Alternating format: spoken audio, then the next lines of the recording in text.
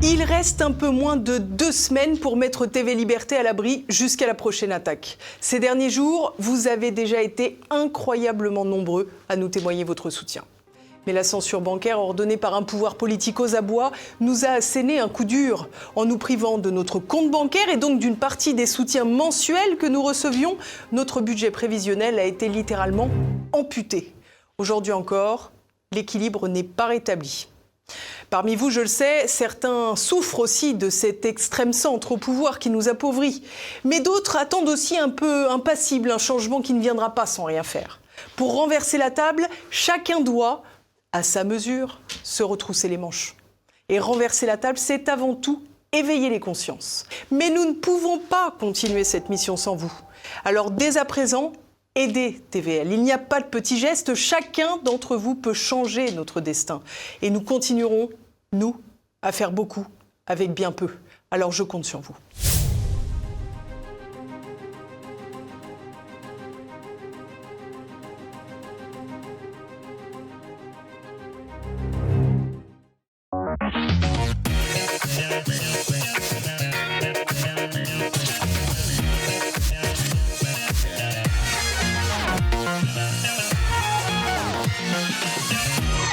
Bienvenue à Bistro Liberté, le débat libre et non conformiste.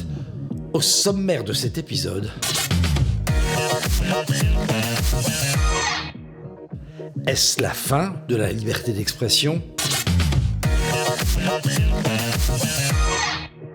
Et en seconde partie, la France a-t-elle plongé dans le chaos ? Pour cette finale de la 9e saison de Bistro Liberté, Éric Morillo nous a concocté un plateau de choix. Accueillons Alice Cordier, la présidente du collectif identitaire féministe Némésis.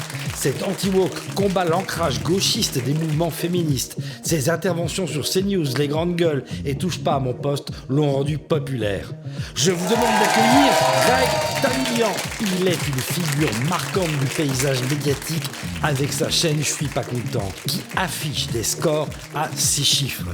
Derrière le masque de l'humoriste se cache un feint à la liste politique. Applaudissements pour Mike Borowski. Il fait ses armes politiques au RPR, puis à l'UMP. En 2012, il crée La Gauche m'a tué, qui est plus suivi que le média mainstream Libération. Ça lui vaut des censures et fermetures de comptes chez Facebook ou YouTube. Il est un habitué du plateau de Bistro Liberté. Il est actuellement un des piliers de Géopolitique Profonde.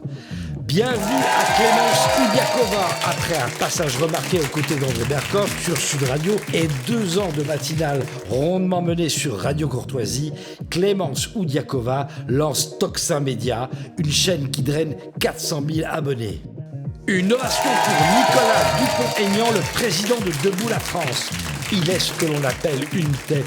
Il fait Sciences Po, un DESS de gestion et enfin l'ENA. Il a la politique dans le sang à 13 ans. Il connaît des affiches pour un baron du gaullisme en la personne de Jean-Jacques Chaban-Delmas. À 34 ans, il est investi par le RPR à Hyères dans l'Essonne. Il est maire d'Hyères de 95 à 2017 et député de l'Essonne de 97 à 2024. À l'Assemblée nationale, il est membre de la Commission des Affaires étrangères. Ce souverainiste issu du gaullisme social s'est présenté aux élections présidentielles de 2012, 2017 et 2022. Le 8 mars 2025, il a officiellement annoncé sa candidature à l'élection de 2027.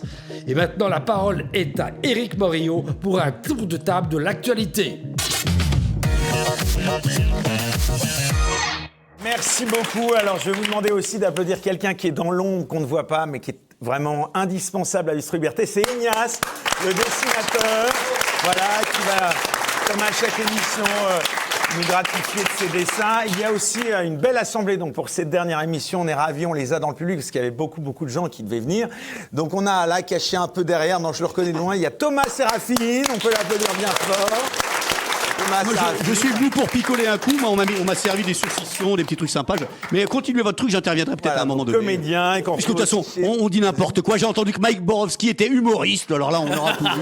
On est vraiment dans le chaos. Déjà, la France a sombré. On est déjà dans le deuxième thème. Allez, merci. Voilà. À tout à l'heure. Également, Radouane Koura qui est à côté. Voilà, Radouane, qu'on ne présente plus, journaliste à Entrevue. Ravi. Manger et rire avec mon camarade. Bon, et puis alors je vous demande d'applaudir bien fort le public. Je crois même qu'on a parmi nous aussi Joël Schweitzer, qui est le roi de la nuit parisienne. En tout cas, on est ravis d'avoir, voilà, qu'on n'avait pas vu depuis longtemps. Et le public, on applaudit bien fort, bien sûr. Voilà. Merci à vous tous qui nous suivez, toujours plus nombreux. Alors, on ne cesse jamais de le répéter. Ici, c'est pas comme la télé classique. Il faut mettre des pouces levés, il faut partager, il faut faire des commentaires, voilà. En tout cas, on les regarde avec attention. On est, en tout cas, voilà, ravis de terminer l'année avec vous. Alors, avant de commencer, un programme chargé, vous l'avez vu. Quelques questions d'actualité, puisqu'on a appris, là, en début de semaine, une triste nouvelle. Je vais me tourner vers vous, Nicolas Dupont-Aignan. Je suppose que vous l'avez connu. On a appris le décès, en plus, dans des conditions qui sont assez troubles. Je crois que c'est un suicide. Le décès d'Olivier Marleix, le député LR. Vous l'avez connu, Nicolas Dupont-Aignan ? Bien sûr que je l'ai très bien connu. Il luttait contre la corruption. Je suis bouleversé parce que c'était un type bien. Voilà. Vous savez, en politique, il y a des mauvaises herbes. Elles poussent plus vite que les bonnes. C'est le drame de la politique, mais il y a des bonnes herbes. Et Olivier, c'était un type très droit, qui a lutté contre la corruption de l'affaire Alstom, très fortement, qui a dénoncé le pacte de corruption, et qui a retrouvé pendu chez lui. Alors, je ne fais pas de lien, mais je m'interroge. Il y a eu Éric Dénessé il y a 15 jours, il y a Olivier Marleix ce matin. Voilà, ça fait beaucoup quand même.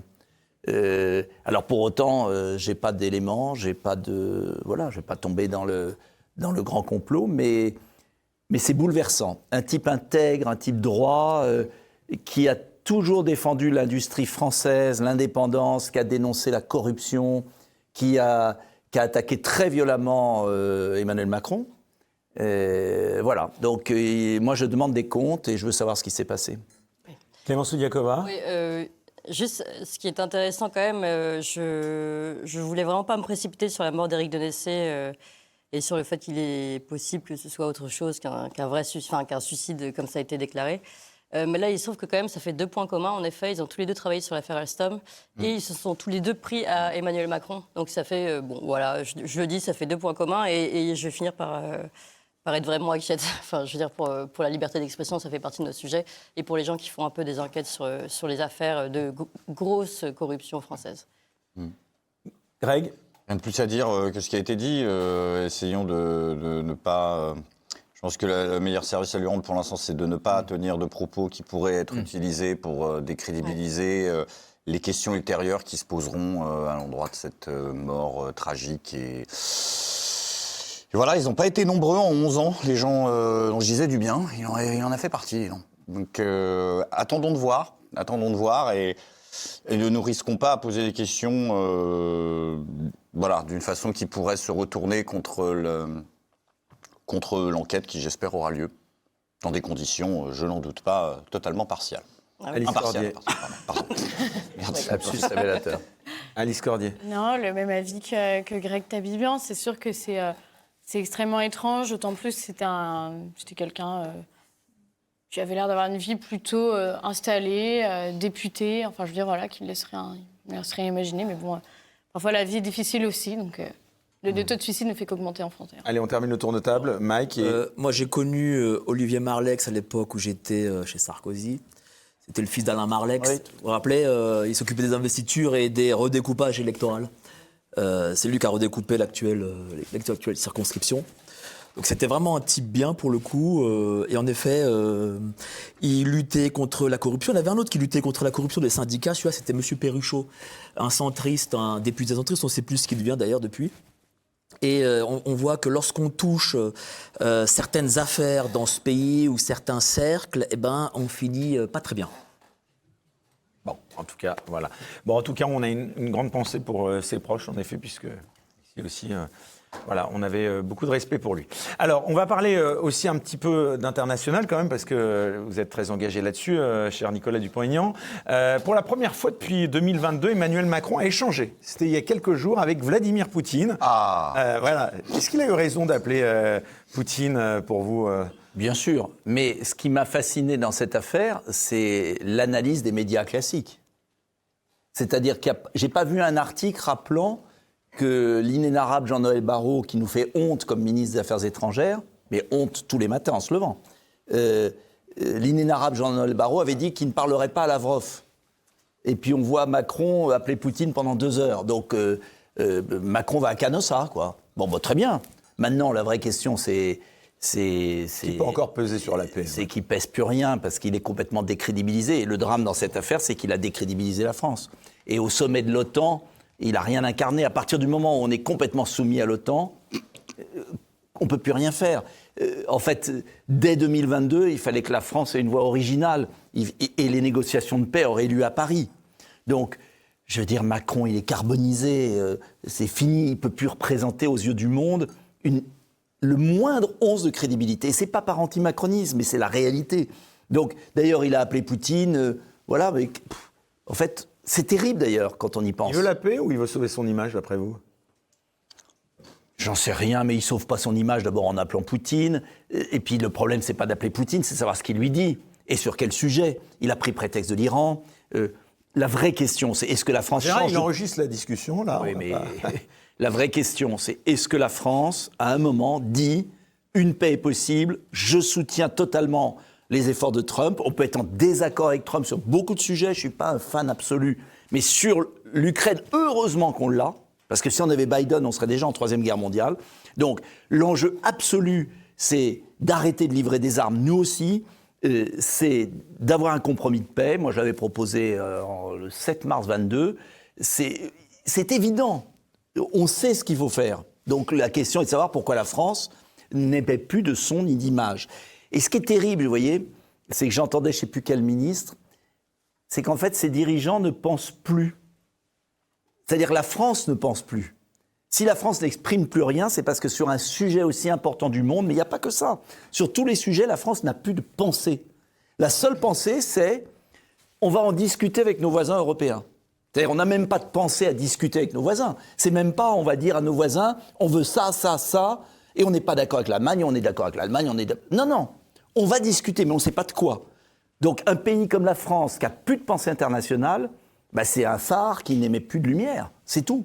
Et ce qui est terrible, c'est que nous, on sait à quel point notre pays est dégradé et à quel point il a tué l'image du pays, mais il y a une demande de France dans le monde.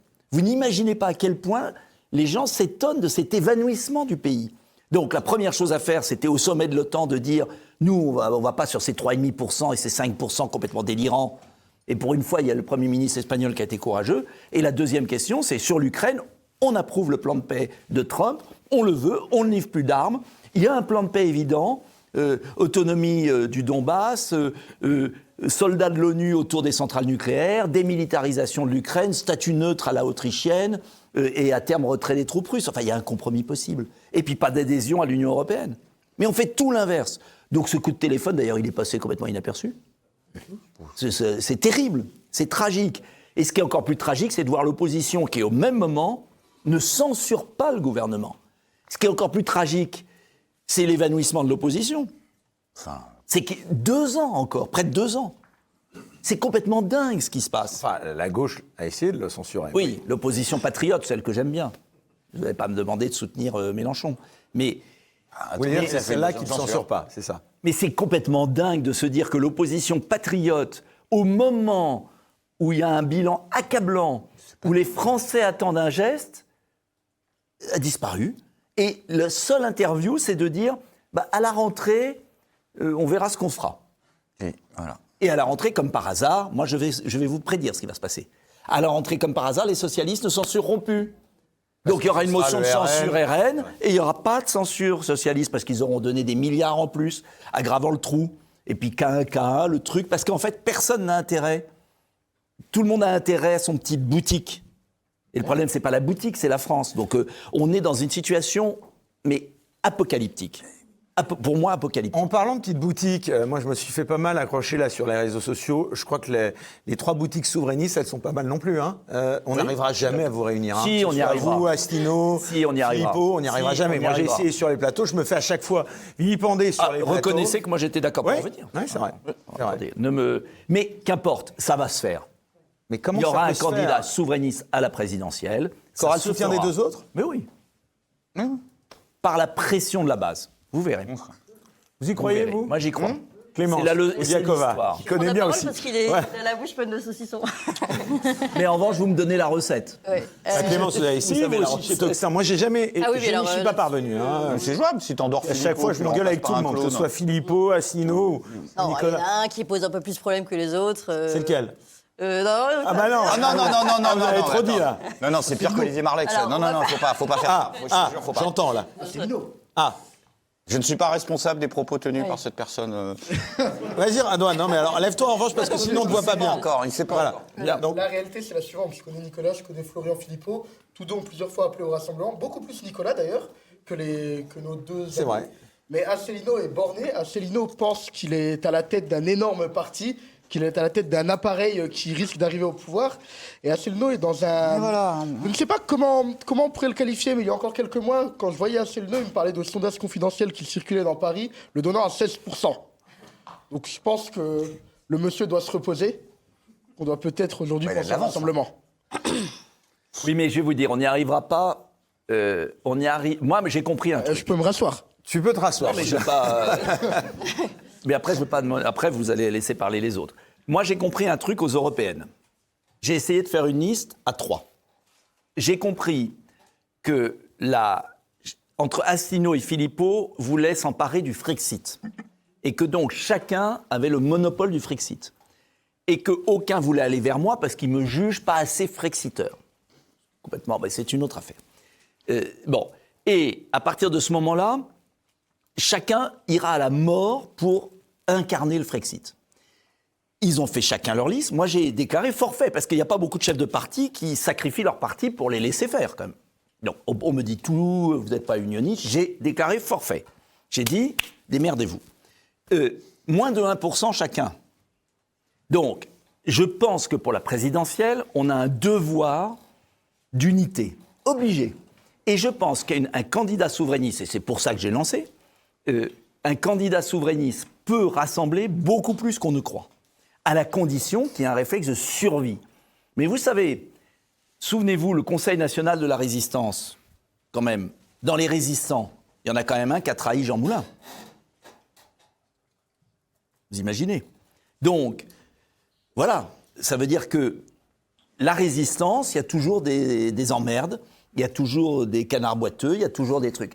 Ce qu'il faut, c'est ne pas y penser et faire appel aux Français. Oui. Et puis, ça viendra obligatoirement. De toute façon, si ça ne vient pas, il n'y a plus de pays. Donc, il y a bien un moment où il y aura un réflexe, je l'espère. Voilà, moi, Et puis surtout, j'ai moi, un ce qui me incroyable fascine, c'est optimisme la politique viscéral, est un sinon monde j'aurais de- arrêté depuis longtemps. La politique, on l'a vu encore, est un monde quand même, n'est pas un monde de bisounours quand même. Je veux dire, donc on a l'impression à chaque fois qu'il y a une sortie de l'un ou de l'autre, que pique-pan, voilà, J'en c'est un ai monde jamais très fait. cruel. Attendez, à chaque fois que je fais une vidéo, même quand je demande de l'argent, Et vous- et je donc, dis il y en a qui ont donnez des de mots très l'argent durs, aux autres partis si vous voulez. Donnez de l'argent à qui vous voulez, mais donnez de l'argent aux patriotes. Ouais, moi, je les ai Aux patriotes. reçus, et je l'ai reçu 2 fois, il n'a jamais craché sur les autres. Jamais. Alors vous pouvez tout dire, jamais. En revanche, c'est vrai que je pense que c'est complètement con, on va se parler franchement. J'ai la chance, parmi les souverainistes, d'avoir un soutien de 600 maires. Sur ces 600 maires, je pense qu'il y en a 400 que je pourrais récupérer, parce qu'il y en a qui ne se représentent pas, il y en a malheureusement qui sont décédés et tout. J'ai eu la chance d'avoir les maires. Profitez de moi parce que j'ai les maires. Florian en a eu un, et Asselineau en a eu 250 ou 300, ce qui est déjà pas mal. Donc j'ai envie de dire, pendant que je les ai, aidez-moi. Et puis après, Florian a la chance d'être beaucoup plus jeune que moi, il la roue tourne. Et il faut que chacun comprenne qu'il a intérêt. Asselineau a un talent fou. Ce talent, il ne doit pas le scléroser. Chacun, Florian a un talent fou, beaucoup plus activiste que moi. Il fait des manifs absolument géniales. Donc chacun a des atouts. Additionnons nos atouts, et puis les élections vont passer, et puis il y en aura d'autres. Mais moi, je veux absolument qu'on compte et qu'on dépasse les 5, les 10. Je pense qu'il peut y avoir, comme Farage a fait en Angleterre, un événement souverainiste en France, surtout au moment où le Rassemblement national a disparu. Voilà, j'en suis convaincu. Donc, je pense que ça peut évoluer dans l'année qui vient. Mike Radouane. Alors, je vais parler un peu de ma vie d'avant, quand j'étais à l'Élysée, etc., chez Sarkozy. Et la politique, qu'est-ce que c'est? C'est un rapport de force. C'est-à-dire c'est le meilleur qui devient au final candidat et qui démolit tous les autres. Voilà, c'est essentiellement ça de la politique. Il y a les couloirs, bien sûr, mais les couloirs, c'est aussi des rapports de force. Voilà.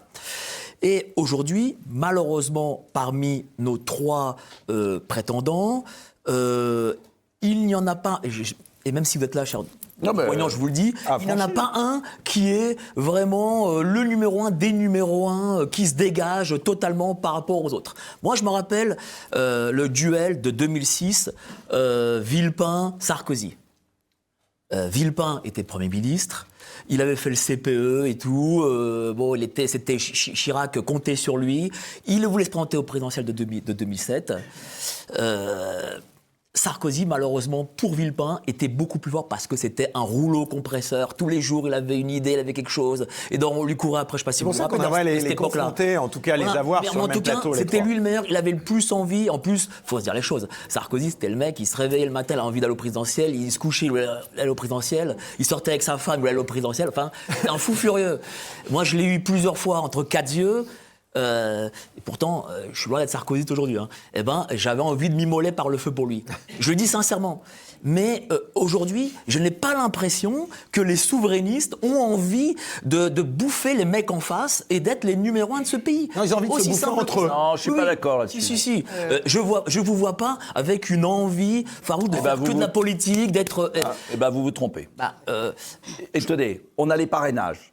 Il y en a combien qui ont les parrainages ? J'ai 19%, 18% de Français qui souhaitent que je sois candidat. Et je suis le seul qui est dans les sondages entre 2 et 5. Bon, en attendant, moi je veux bien que je me fasse harakiri, mais il y a un moment, non, j'ai envie d'y aller. Mais regardez, franchement. je vais prendre un exemple. Et je pense que les souverainistes veulent un candidat, et qu'à la fin, je serai le candidat, et qu'ils vont faire un travail de sape, mais qu'à un moment, ce travail de sape ne va plus marcher. Voilà. Je vais prendre un exemple. J'étais aux conférences de presse européennes de Asselineau et de Florent Philippot et la vôtre. Bon, je me suis écarté. Vous, pour le coup, vous avez eu des journalistes qui sont venus. Moi, j'étais tout seul chez eux. Mais j'étais pas tout seul parce que les journalistes ne voulaient pas venir à leurs conférences de presse. J'ai été tout seul parce que eux, ils n'ont pas d'attaché de presse pour dire, écoute, viens à notre conférence de presse de lancement de campagne. Donc il y a un côté professionnel qu'il n'y a pas dans les partis souverainistes. Et ça aussi, il faut le dire. D'accord, mais en attendant, moi, j'ai passé mon tour aux européennes, je les ai laissés faire. On a vu le résultat, maintenant moi j'y vais. C'est pour ça que je renouvelle encore une fois une invitation à vous avoir tous les 3 en plateau pour pouvoir...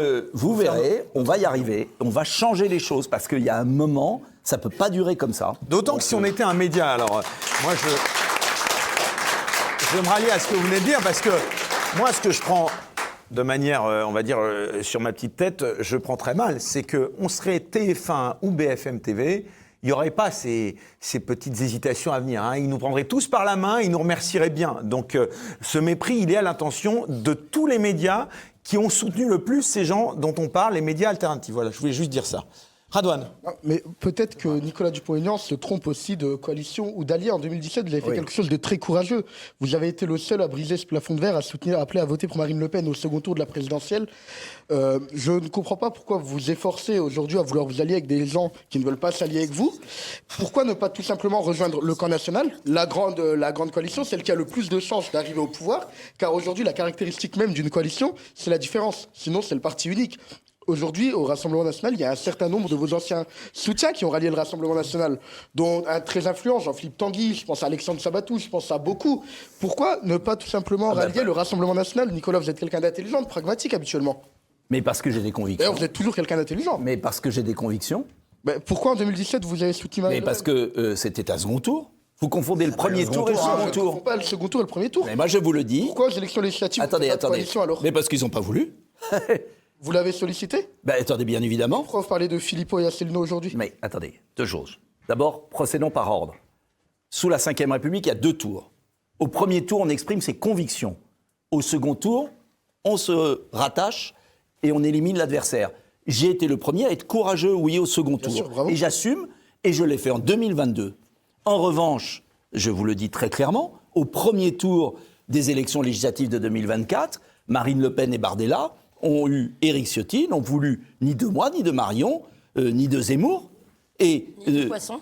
Ni de Poisson, et de personne. Et vous ne pouvez pas vouloir une coalition avec des gens qui ne veulent pas une coalition. Mais vous avez des échanges avec eux, donc vous sollicitez la coalition. Mais j'ai sollicité la coalition, on m'a envoyé balader en disant non, surtout pas. Ah ouais. Et ça, c'est la réalité. Après- Donc, et premier point. Et deuxième point, qu'on soit précis. Et deuxième point, je suis très inquiet, je vous le dis comme je le pense, de l'évolution idéologique, programmatique du Rassemblement national. Et je pense que si on veut éviter que le Rassemblement national et que Bardella ou Le Pen soient un jour Jacques Chirac bis, la seule solution qu'on a, c'est qu'au premier tour, les souverainistes fassent 5, 6, 7, 8, 10, 12% des voix. Parce que sinon, ça sera zéro. C'est-à-dire qu'il y a un tel évanouissement. Et ce que je trouve complètement dément dans ce qui se passe, et là je suis très franc, c'est qu'au moment où la population française attend de la clarté, de la cohérence, de la sincérité, au moment où on a vu que Trump a gagné, sans être les États-Unis, sur une clarté politique, c'est-à-dire quelqu'un qui va à fond dans son programme, là, c'est pas de vague, bougeons pas, petite combine, on dit rien, on fait rien, on sait pas où on est. C'est pas possible, on ne gagnera pas comme ça. Et c'est le piège du système. C'est le piège du système. Le piège du système, c'est de les tenir en laisse. Et on va parler de la liberté d'expression. Parce que pour plaire aux journalistes, ils sont en train de changer d'avis tous les jours. Comment voulez-vous construire une coalition avec des gens qui changent d'avis et qui ne veulent d'ailleurs pas de nous parce qu'ils trouvent qu'on a trop de convictions. Ils trouvent que Zemmour a trop de convictions, ils trouvent que moi j'ai trop de convictions, ils trouvent que Marion Maréchal a trop de convictions. Donc, si c'est pour recréer un RPR bis Jacques Chirac, 20 ans après ou 30 ans après, au moment où la population française attend une ligne claire, moi je proposerais une ligne claire au premier tour. Après, on verra si les Français me donnent raison ou pas. Clémence. Et Et au deuxième tour, on verra. Retourne Et dans mon encore, duplex. Jacques Chirac avait un certain sens de la gouaille populaire. Oui. Il tapait le cul des vaches. Et, Non, elle a dansé le zouk, là, j'ai vu. Non, elle a dansé. Elle a dansé, Ah oui, elle a fait la Alain Beaumont. chenille. Ouais, oui. Ouais, elle a fait la chenille. Elle a fait la chenille. Ouais, enfin, Jordan Bardella parle de sa raclette, quoi. On en est là. Donc, Oui, mais il y a des Français pour qui c'est important. Il avait quand même encore un peu de culture française. Là, on a même abandonné. Mais moi, ça. à la rigueur, c'est leur choix. C'est leur choix, je le respecte. Mais qu'on ne nous interdise pas de vivre et que les Français qui croient à la France indépendante, à la sortie de l'OTAN, à la fin de l'Union européenne, à la reconstruction d'une Europe des nations, Bien sûr. qui veulent des idées très claires, aient le choix. Sinon, il y aura quoi? Il y aura 50% d'abstention. Il y a le foutage de C'est pas gueule. possible de continuer comme ça. Donc moi, je voudrais qu'on... laissez-moi vivre, quoi. Laissez-moi Mais vivre. alors, juste pour répondre, est-ce que je peux répondre à ce que disait Mike Borossi maintenant. tout à l'heure sur... Là, c'est Non, non, parlé. mais justement, c'est pour aller dans votre sens. Parce que Mike disait tout à l'heure qu'en fait, vous n'aviez pas assez la hargne et tout ça. Mais en fait, il y a aussi, il faut rappeler quand même qu'ils ne sont pas invités sur les plateaux télé. À un moment donné, il faut dire ça aussi. Ça rejoint le sujet de la liberté Je d'expression. comprends bien. Mais, Non, mais quand tu fais un... Non mais d'accord, mais on a beau avoir la hargne dans la rue mais ou non. la hargne sur ses tweets, à un moment donné, si on n'est pas invité... J'étais en conférence de presse Ouais. des Patriotes et de l'UPR. Et ça sera un peu long l'histoire, mais Et ils font les je la fais difficiles, vite. c'est ça. Et ils envoient des communiqués de presse à afp.com. En gros, contact afp.com. Voilà, c'est ça le truc. Donc, c'est sûr que les journalistes vont pas venir. Hein. Ça, c'est sûr. Ouais. Oui, mais les je te accablez dis, pas hein, non plus, leur je tâche, l'ai c'est vu de pas mes yeux. facile. Oui, mais attendez, moi je remarque aussi, après je me tais, finances. les souverainistes ont tendance, là je parle pas des leaders, je parle aussi des publics, ont tendance parfois à être trop négatifs, jamais croire en... voilà, il y a un moment, il faut pas voir ce qui va pas chez les souverainistes, il faut nous aider, et aider l'un, l'autre, moi, et à la fin les trois courants se rassembleront parce qu'il y a une obligation d'apporter aux Français qui veulent l'indépendance nationale, hors Union européenne, hors OTAN, une ligne. Et cette ligne, je suis désolé, elle n'est pas au Rassemblement national aujourd'hui. C'est leur choix. Vous croyez pas que c'est les gens aussi qu'on en marre de ces petites guéguerres aussi entre Oui, souverainistes? mais justement, est-ce que les gens... En fait, j'ai la sensation aujourd'hui... moi, je me Oui. suis fait Oui, allez-y. insulter il n'y a pas très longtemps. C'était une vraie insulte pour moi par une journaliste du Figaro. Je ne citerai Ouais. pas parce que c'est réservé depuis, qui a expliqué que j'avais des méthodes beaucoup trop dignes des pires gauchistes. Voilà ce qui m'était dit parce que j'avais eu le malheur d'interpeller notre ancien ministre de la Justice, Dupond-Moretti, pendant son Ah oui, j'ai vu. concert, son spectacle, son one-man show, où il se justifie surtout. Ah oui, avec les banderoles là, au Tout théâtre, à ouais. fait. Oui. Pour lui rappeler qu'il y avait peut-être un peu plus qu'un sentiment d'insécurité, qu'il avait aussi du sang sur les mains. Et déjà à droite, certaines personnes considéraient que c'était de trop. Mais en fait, moi, Comment ça s'est fini d'ailleurs, ça? sur CNews, en fait, Non, je parlais dans le théâtre. on a été exfiltrés gentiment et lui, il est resté les bras ballants à essayer de... il n'a eu aucune réaction. Il a essayé de mobiliser son auditoire. Mais en fait, quand vous avez un auditoire composé majoritairement de bobos qui sont lobotomisés, qui ne savent pas avoir un peu de répondants, en fait, ça donne rien. Donc, il y a eu un énorme silence et nous, on continue notre action. Voilà. Et alors, en fait, cette action, elle a été intéressante pour moi parce que je me suis rendu compte qu'à droite, la droite est large, mais sur une droite un peu fillero, il y a certaines choses qu'on n'accepte pas. Et quand moi, on me dit c'est digne des pires gauchistes, moi, ce que je lui ai répondu, c'est mais la gauche a parfois de bonnes méthodes ou des méthodes efficaces. Pour ce qui est de se réunir, la gauche est très efficace. Parce que la gauche, elle ne laisse pas le choix. Voilà. Et moi, je trouve qu'à droite, on laisse encore beaucoup trop le choix à l'union des droites. Pourquoi est-ce qu'on fait ça? Pourquoi est-ce qu'aujourd'hui, il n'y a pas, par exemple, la gauche sait très bien mobiliser son auditoire, parce qu'on vous fait porter beaucoup de choses sur vous, mais vous avez un public aussi, vous avez des gens qui votent pour vous. Pourquoi ces gens-là ne tapent pas du poing aussi sur la table en disant « Maintenant, on veut l'union des droites ». Donc, vous vous réunissez dans une même pièce et on trouve des solutions. La gauche, qu'est-ce qu'elle fait? Eh bien, quand quelqu'un ne veut pas se retirer sur une triangulaire, elle coupe des têtes, littéralement. Et elle mobilise tous ses adhérents pour que ces adhérents mettent la pression sur les réseaux sociaux, par mail, sur les personnes qui ne se sont pas retirées. Si la personne ne se retire pas, elle sera responsable du fascisme qui est arrivé. Enfin, vous connaissez très bien le discours. Et je trouve qu'à droite, on manque encore terriblement de ces techniques-là de mobilisation de masse, en fait, de solidarité entre gens. Et je pense que ça peut être quelque chose à développer aussi à droite, que ce soit à votre niveau, mais au niveau aussi plus large. C'est toujours la même histoire depuis 2017. Pour ça, il faut penser coalition. Et penser coalition, c'est respecter et additionner sur un clavier des gens différents. Regardez la dernière affaire sur Marion Maréchal. Marion a plein de talent. Pourquoi tout à coup le RN l'emmerde pour pas la soutenir? Enfin, elle était partie chez Zemmour aussi. Mais alors, on s'en fout. Vous croyez qu'à gauche, ils ont réussi à mettre au Front Populaire Poutou et Hollande? C'est quand même très différent. Donc Madame a raison, mais ça, c'est le parti leader qui doit aussi à un moment ouvrir les bras. Mais là, il y a des histoires de famille en plus. Enfin, oui, c'est le parti leader qui a des problèmes d'histoire de famille et de linge sale. Oui, mais je pense qu'en revanche, sous la 5e, il y a 2 tours. Donc il faut gérer les 2 tours. On n'est pas aux législatives, on est à la présidentielle. Un petit mot de Gaza aussi. Quelle est votre vision de l'évolution de la situation? Oh là là, celui qui répondra sur Gaza. Moi, j'ai toujours dit, Israël a le droit à l'existence, mais les Palestiniens ne peuvent pas être traités comme ça. Voilà. Alors ça, je sais que ça choque beaucoup aussi, parce qu'on se fâche avec les 2 côtés. Mais autant le Hamas doit être exclu de toute négociation et il faut le détruire, autant détruire le Hamas sans avoir une perspective politique à terme est une pure folie.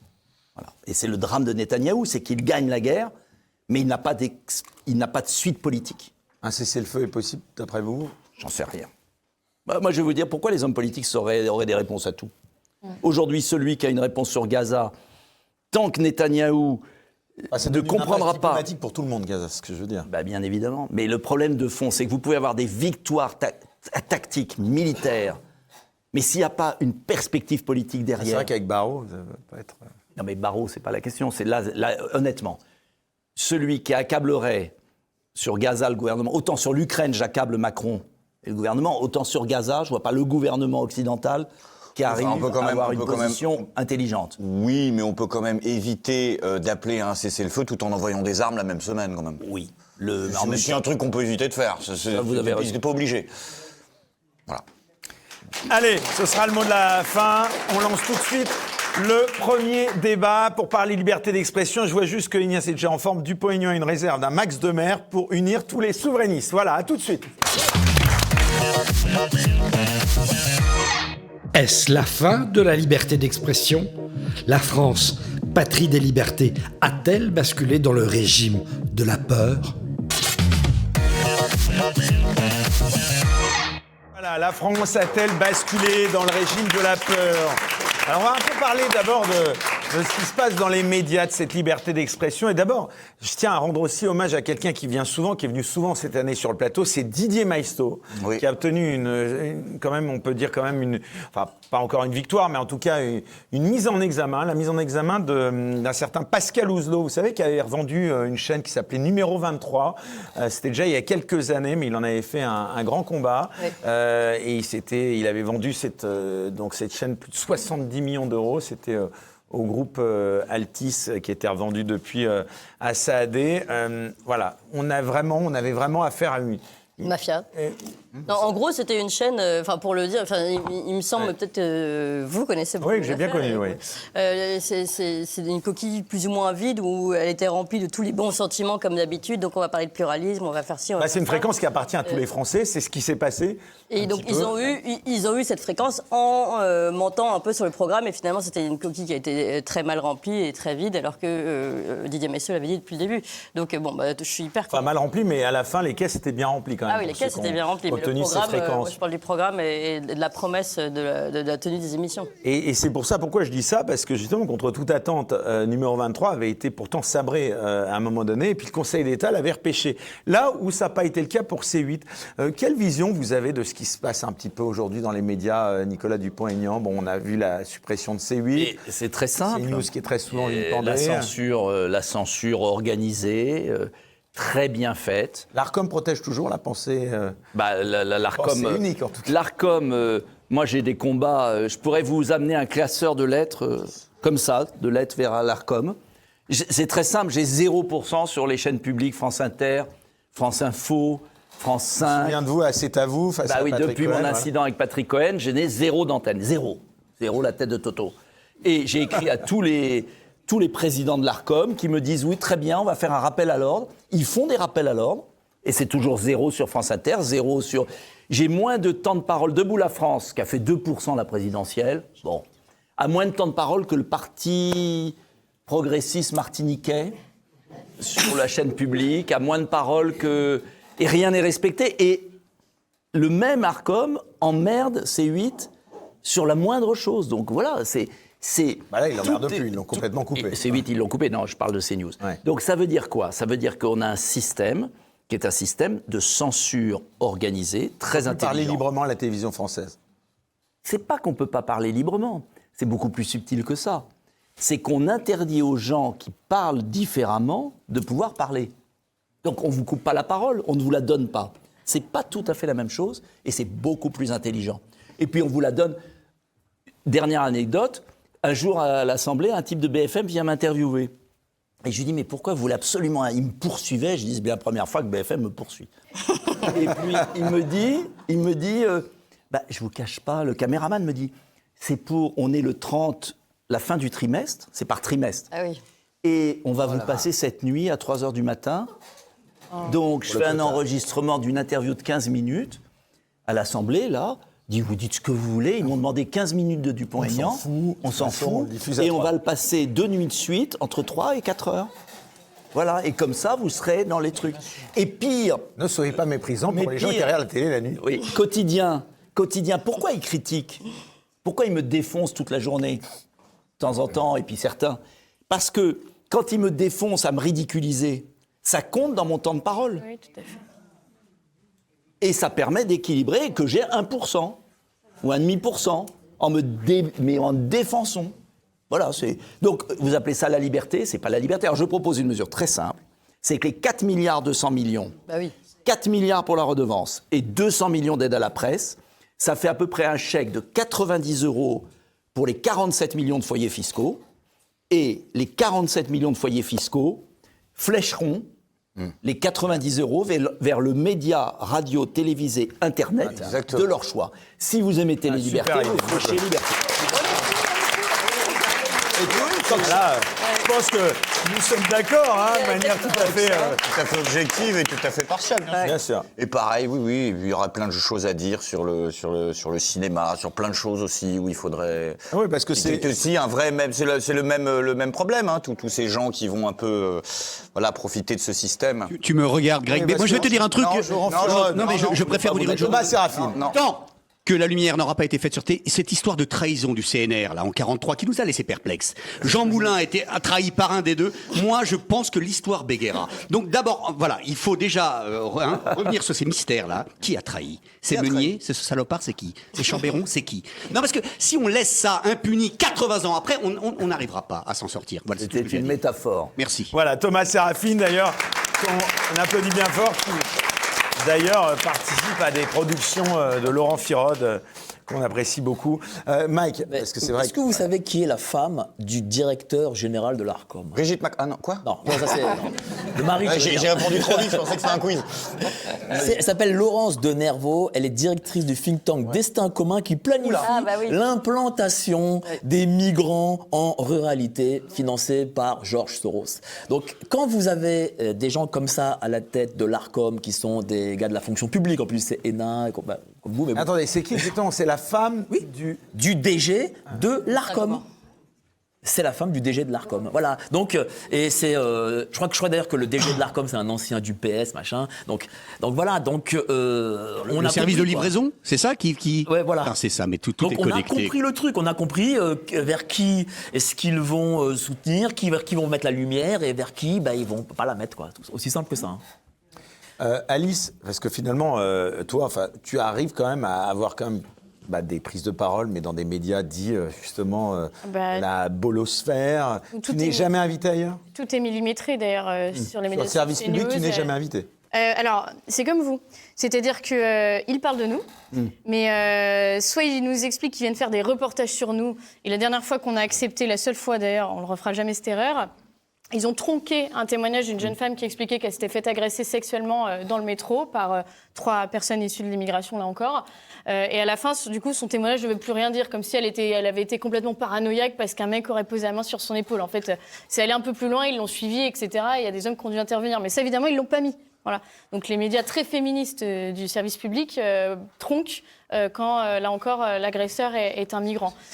Donc si vous voulez, nous, c'est la dernière fois, on a dit c'est fini, ça sert à rien, on ne travaillera plus avec vous. Mais en effet, ils font très fréquemment des reportages sur les influenceurs d'extrême droite, les militants au service de la bolosphère, etc.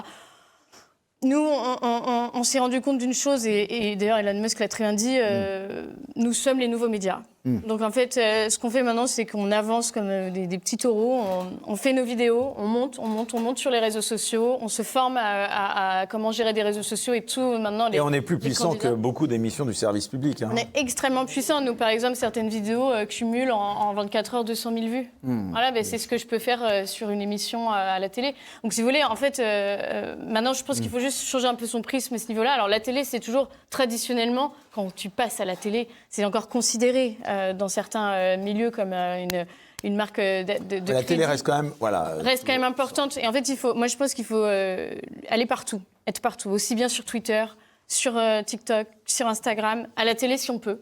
Et même, j'irais même jusqu'à dire, tant mieux si le service public parle de nous en mal. Il parle de nous. Tant mieux si le service parle de nous en mal, parce qu'en fait, derrière, la réalité fait le terrain, fait le taf. Et de toute façon, nous, ce qu'on a toujours dit au sein de notre asso, c'est que nous, on plante des graines dans la tête des gens.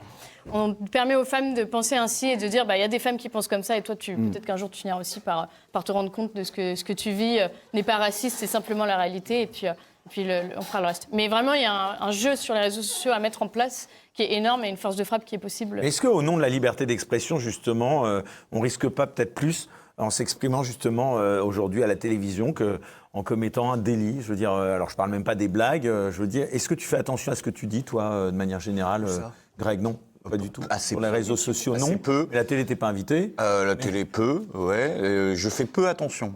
Mais pour l'instant, ça va. Je fais peu attention. Non, c'est vrai. Je dis ce que j'ai envie de dire. Je me suis jamais véritablement censuré. Ou quand je me censure, c'est pour des questions d'éthique personnelle, mais pas pour. Est-ce que vous, Nicolas Dupont-Aignan, objectivement, vous vous censurez ou jamais? Non, je fais attention parfois. Sur quel sujet? Au moment du Covid, j'avais des vidéos qui faisaient 10 à 15 millions de vues. Et puis tout à coup, ça s'est complètement arrêté. C'est-à-dire mes vidéos Facebook sont tombées à 10 000. Et donc là, j'ai compris qu'il y avait... Et d'ailleurs, vous avez arrêté de payer le community manager pour acheter des vues? Voilà. Moi aussi, ça m'est arrivé, j'ai fait la même. Je voulais plus lui payer. Zuckerberg l'a avoué, d'ailleurs. Et il y a eu une audition... Même YouTube il y a eu une audition très intéressante. Vous respectiez la charte. Voilà, alors ça, c'est l'autre aspect, parce qu'il y a la censure sur les médias. Moi, je suis d'accord avec madame. Tout passe aujourd'hui par les réseaux sociaux. Moi, il y a une semaine, j'ai fait 9 millions de vues. Une semaine. Je suis entre 3 et 9 millions quand j'additionne tous les... Donc c'est énorme. Mais le problème de fond, c'est que dans le système politique français, parce que même vous êtes influencé par ça, parce que vous dites, ils ne sont pas accrocheurs et tout. Malgré tout, on peut faire des millions de vues sur les réseaux sociaux. Asselineau fait des millions de vues, j'en fais. Et 0,3. Philippot en fait. Ah, qu'il en parle. On en fait tous. Mais il y a encore un système qui joue un rôle clé, c'est France 2, TF1. France 2, TF1. Pas dans le 20h de TF1. Mais d'ailleurs, attention, il y a 4 personnes qui passent dans les JT. 4 ou 5. Mélenchon, Le Pen, le Premier ministre, une fois de temps en temps, le LR. Au 20h de TF1. Moi, on est invité au 20h de TF1 qu'une fois à la présidentielle, parce qu'ils y sont obligés, dans les 15 derniers jours. N'oubliez pas que c'était un de mes grands combats avec Sarkozy, contre Sarkozy, c'est que Jean-Louis Debré avait bloqué en 2012, Nicolas Sarkozy avait voulu réduire la période d'égalité de temps de parole de la présidentielle de 5 semaines à 15 jours. Jean-Louis Debré m'avait raconté, il s'y était opposé fermement. Sarkozy l'avait menacé. Lui, président du Conseil constitutionnel. Il était président de la République. Il lui avait dit « je veux que ça soit 15 jours ». Debré avait résisté. Quand Debré est parti, tous les rédacteurs en chef de tous les médias mainstream ont réussi à diminuer la période d'égalité présidentielle à 15 jours. Et pendant ces 15 jours-là, il n'y a plus de grande émission. Il y a juste un passage. Donc voilà, les candidats à la présidence. Donc en fait, il y a 15 jours d'égalité de temps de parole tous les 5 ans. Tout le reste, c'est sur les JT, 5 ou 6 personnalités maximum, et ils jouent comme avec des balles. C'est-à-dire, je te mets un peu plus de Mélenchon, ça va faire fuir l'électorat vers Macron. Je te mets un peu plus de Le Pen, ça va faire fuir vers truc. Je te mets un coup Retailleau parce qu'il est ministre. Et puis, voilà. Ça, c'est ce qui compte. Le reste, alors, c'est bien qu'on ait CNews, il fait un travail remarquable, ça a permis de sortir un peu. Mais les 2 bastilles qui restent, c'est TF1, France 2, et c'est là où les personnes de plus de 60 ans s'informent. Et les personnes de plus de 60 ans ou de 55 ans, c'est la moitié de l'électorat. Et France Télé, je dirais. D'ailleurs, la moitié de la nouvelle programmation TNT, les 8 premières chaînes, sur les 8 premières chaînes, 6 sont du service public. C'est-à-dire Canal+, dorénavant, c'est France 4, et la 8, c'est Public Sénat et LCP. C'est fou, hein. C'est-à-dire 6 chaînes sur 8, sur les 8 premières, sont du service public. Mais je crois que ça n'existe nulle part en Europe. Opération Macron, quand on a vu tous ces magazines d'un seul coup pulluler sur le magnifique couple Brigitte et Emmanuel. Attention. Hein. Je n'ai rien dit. Vous voyez que vous vous censurez. Hein. C'est pas le moment ni le lieu. Est-ce que vous pensez que c'est le sujet un peu touchy, ça? Mais ils ont tous répété le même mensonge. Hein. Lequel? Le mensonge sur le 17-32 ans, qui n'était pas du tout un 17-32, mais un... Alors c'est 14-38. Oui, un 15-38, ouais. 38, c'est pas 43, non? Je sais plus combien ils ont... Non, ils ont tous... Et c'est bizarre, ils avaient tous le même chiffre aussi. Donc ça, c'est parti chez Mimi Marchand, ça a été livré en camion, et c'est... Ouais. Mimi Marchand a tout organisé. Maintenant, d'ailleurs, on le sait, avec les très bonnes enquêtes des uns et des autres, Marc Andevelde, enfin bref, bien sûr. On a des preuves sérieuses maintenant. Donc tout a été organisé, et on construit des candidats comme ça. Et ça, donc il y a aussi les magazines. Mais il y a quand même un progrès gigantesque. Regardez ce que vous faites, est fabuleux. Oui. Ce que Toxin fait, ce que vous faites, non mais il y a quand même un progrès. Oui. Et c'est pour ça d'ailleurs, deuxième étape. Est-ce que TVL fait? Merci de le souligner. Bien sûr, pardon. Mais c'est naturel, on est ici. Et après, on aurait dit que... Désolé. Mais c'est pour ça que la deuxième tranche, la deuxième lame du rasoir, c'est quoi? C'est le DSA. Ah, c'est la fermeture des comptes bancaires, parce que d'ailleurs, un petit mot là-dessus. Le code de bonne conduite. Non, là, et avant, quand même progressé, parce qu'il y a eu d'ailleurs Livre Noir aussi qui a été concerné, et TVL a eu la fermeture de ses comptes bancaires. C'est dramatique. Donc là, on a franchi quand même une étape supplémentaire quand même. Ils le font, nous l'ont fait sur la période des levées de fonds, c'est-à-dire qu'énormément d'associations ou de médias. Donc ça veut dire que voilà, vous arrivez, Némésis, et on vous dit non. Eh ben, on reçoit une petite lettre recommandée vous expliquant que vous avez 2 mois pour trouver ailleurs. C'était pendant nos 2 mois de levée de fonds, octobre-décembre. Oui, super pratique. C'est-à-dire qu'il faut que les gens commencent à faire des dons pour expliquer à tout le monde aussi la difficulté. Oui. Les gens commencent à faire des dons, donc il y a un numéro IBAN ou je sais pas quoi qui est donné. Et en fait, ça va pas marcher, ça va partir dans le vide. Donc les gens qui croient avoir fait un don, le don part dans le vide. Donc évidemment, c'est une catastrophe pour ça a été un trou énorme dans le Bien sûr. Mais c'est là où il faut ramener ta communauté, il faut prendre 30 000 personnes et débouler dans l'agence. Ah si, mais c'est pas... Les gens se mobilisent pas comme ça, c'est pas si facile. Les banques en ligne. Il y a bien... C'était le Crédit Mutuel. Hein. C'est un système... Tu as raison, Greg, tu as raison. Tu vas voir le Crédit Mutuel. Moi, j'ai pas de alors, dire. Crédit Mutuel, moi, ça m'est arrivé, après mon soutien à Marine Le Pen, dans la semaine, j'ai eu un coup de téléphone de ma banque qui m'a dit on vous ferme vos comptes. Ah, incroyable. Et Faut trouver autre chose. les banques ne sont pas obligées de se justifier. Oui, Tout le c'est monde ça. sait pourquoi. Tout le monde sait comme les Et vous assurances. pensez qu'il y a un appel du château? Il y a quelque chose, je sais pas quoi. Mais bien sûr.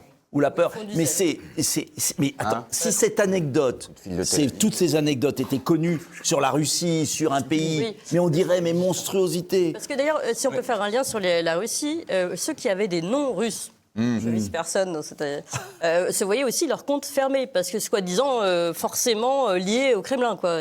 Qu'est-ce que vous voulez dire, Clémence Oudiakova? Très intéressant parce que mais très intéressant parce qu'en plus.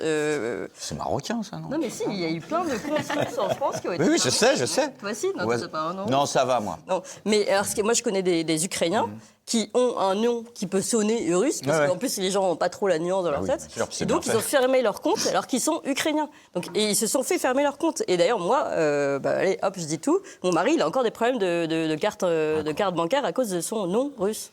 Ah oui, il pourrait s'appeler Durand, Dupont, comme tout le monde. Hein. Mais Martin Veil, il a montré que c'était louche, votre truc aussi. Et oui, parce qu'en plus, vous avez... Hein C'est vrai que vous avez un peu une cible dans le dos de la part de... Ah là, on a une cible dans le dos, ouais. Qu'est-ce qui vous est arrivé? On est accusé d'être pro-russe, justement. Donc, Ah, c'est fou. Il faut aller voir en sur la chaîne de Toxin cette tentative d'interview de Martin elle est Veil, magnifique, ouais. qui en 15 minutes te pose la même question 7 fois d'affilée, en se disant peut-être que si j'inverse le COD, le verbe, là elle va répondre. Alors je pensais vraiment que j'allais avoir un Quels débat. sont vos liens avec la Russie? Pourquoi avez-vous des liens avec la Russie? Comment avez-vous des liens avec la Russie? êtes Pourquoi pro- la Russie a des liens avec vous? Non, Vous toujours êtes pas. pro-Kremlin? Bah non. Voilà. Alors vous êtes pro-russe? Non. Mais pourquoi vous dites que vous êtes pro-Poutine? Mais je n'ai jamais dit que j'étais pro-Poutine. C'est ça. Et à la fin, je dis, mais vraiment, vous m'agacez, vos questions sont nulles. Et bon. Non, mais Et pourquoi sont-elles nulles? Parce que vous êtes pro-russe? C'est vraiment ça. C'est terrifiant. c'est là. insupportable. Regardez-le, c'est génial. Non, c'est vrai que Alors attention, il y a quand même beaucoup de gens qui ont quand même compris. Il y a beaucoup de gens qui s'informent autrement. Oui. Vous rencontrez beaucoup de gens dans la rue qui vous disent je regarde plus du tout jamais la télévision. La nouvelle génération, heureusement, n'a pas Toi, ouvert l'affaire un poste de Brigitte Macron, télévision. on en a beaucoup parlé. J'ai T'as fait pas eu le de test problème, justement toi? de ça. J'ai fait le test en Bah, il y a quand même micro-trottoir. beaucoup de gens. Non, je me suis remis un peu au terrain. Et je vais voir des gens, je leur pose des questions dans Paris. Alors peut-être que c'est Paris aussi, c'est peut-être pour ça. Et les gens me disent non, mais moi je suis Libé, Le Monde, machin, etc. Truc classique. Et les jeunes, ils me disent oui, moi c'est sur Internet. Ouais, je regarde sur Internet. Qu'est-ce que vous regardez? Ah, France Info et Hugo Décrypte. Je dis ok, d'accord. Ouais, Donc c'est ça, en non, mais gros, c'est vrai. C'est vrai. c'est le mainstream quand même, mais sur Internet. Attention, Tous ceux-là... les jeunes, Hugo Décrypte. Oui, mais ça, c'est dans le 16e arrondissement ou dans le 8e. Non. République, Ah oui, Bastille, bah, République. Mais moi, je le regarde 20e. Ah oui, mais... Non, mais attendez, excusez-moi. C'est populaire. Non, mais attendez, non, c'est plus populaire. Regardez les résultats électoraux. Il n'y a plus que 2 députés dits, même LR, il n'y a plus que 4 sur 100 députés en Ile-de-France. C'est plus la même population. Vous allez dans n'importe quel endroit, malgré tout, vous avez des gens qui vous disent, je regarde Toxin, je regarde Vidal, je regarde vous. Non, il y a quand même, heureusement, c'est pas Paris. Alors, il y a quand même un truc dont on n'a pas parlé, là. Il faudra faire le test alors, du coup. Ouais, franchement. Et l'affaire Brigitte. Non, cette proposition de loi qui a été proposée par 27 députés LR et RN, il y a donc quelques jours, ah bah tu avais peut-être un truc dessus. Non, vas-y. Et qui vise donc à punir de 3 ans de prison et 50 000 euros d'amende, qui monte à 5 ans de prison et 75 000 euros d'amende si les propos ont été tenus par le biais d'un média, les propos anti-républicains. Propos anti-républicains qui sont définis avec une précision exemplaire par la loi comme des propos contraires aux valeurs de la France, liberté, égalité, fraternité, laïcité. Ah oui. Ainsi que la remise en question du caractère démocratique de la France. Traduction, si vous êtes royaliste, vous pouvez tomber dedans. Oui, ici, vous critiquez Emmanuel Macron en disant qu'il n'est pas démocrate. C'est remettre en cause le caractère démocratique de la France. C'est-à-dire que dire que nous ne vivons plus dans une démocratie est un propos potentiellement anti-républicain. Délit d'opinion. Alors bien sûr, les députés LR et RN visent précisément, ils ne citent qu'un seul exemple d'organisation qui pourrait être ciblée, qui sont les frères musulmans, pour faire plaisir à leur électorat, mais n'importe quel juge de gauche, si jamais il y en avait un ou deux qui traînent en France, pourrait très bien utiliser cette loi pour condamner, tout simplement. Il n'y a pas plus simple que de condamner contre la liberté, l'égalité et la fraternité. Je ne sais même pas ce que ça veut dire, eux non plus probablement, et donc la remise en cause du caractère démocratique de la France. Ce n'est pas explicité, c'est-à-dire, on ne sait pas si c'est dire nous ne sommes pas en démocratie, si c'est dire il ne faut plus être en démocratie, d'ailleurs si, parce que le texte de loi précise par exemple que l'apologie de formes d'organisation sociale contraires aux valeurs de la République peut tomber sous le coup de la loi, comme par exemple l'apologie de la théocratie. Le royalisme aussi ou... Alors, on ne sait pas, parce que c'est par exemple la théocratie.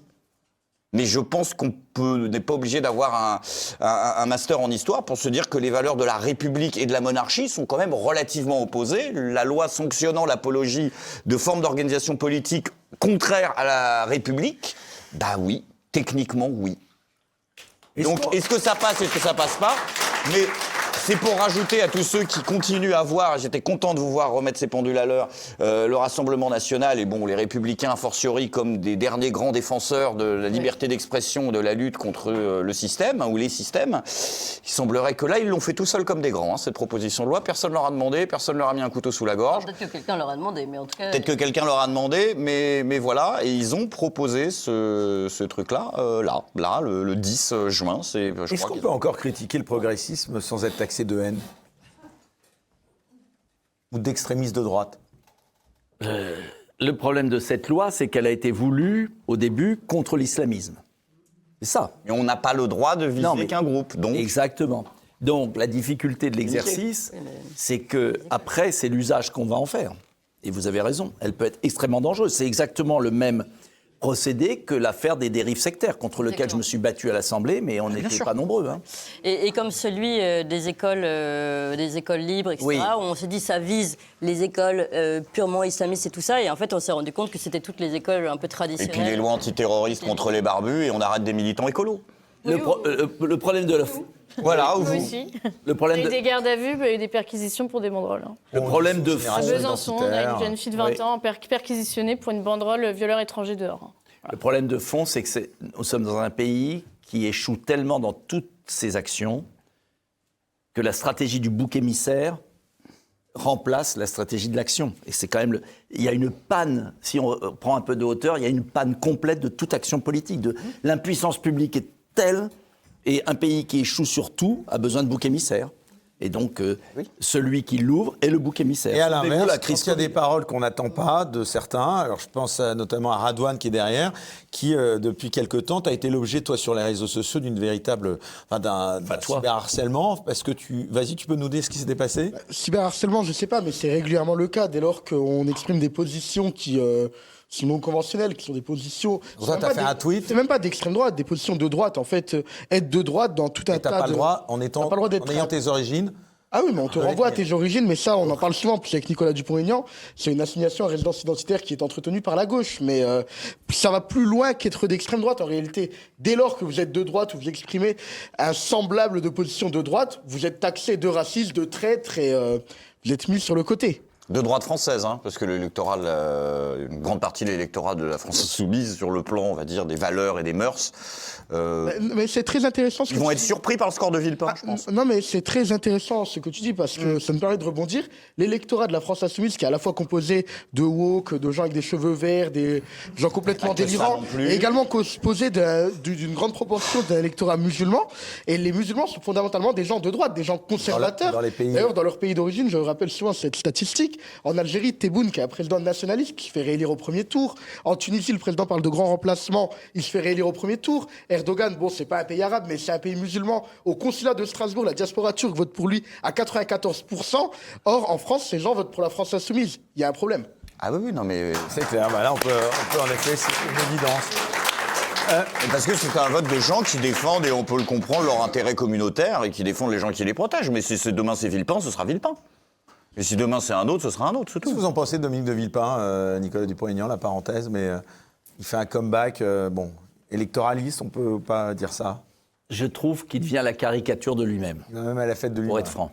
Ouais. Voilà. C'est-à-dire que j'ai adoré le Villepin du nom à Bush, j'ai adoré le Villepin de cette époque-là, mais je trouve qu'il devient la caricature. Bruno Le Maire. Et qu'à ce titre, il dérape. Voilà. Et que ça devient un peu nauséabond. Voilà, parce que c'est une forme de communautarisme nauséabond, sous couvert de grandiloquence gaulliste.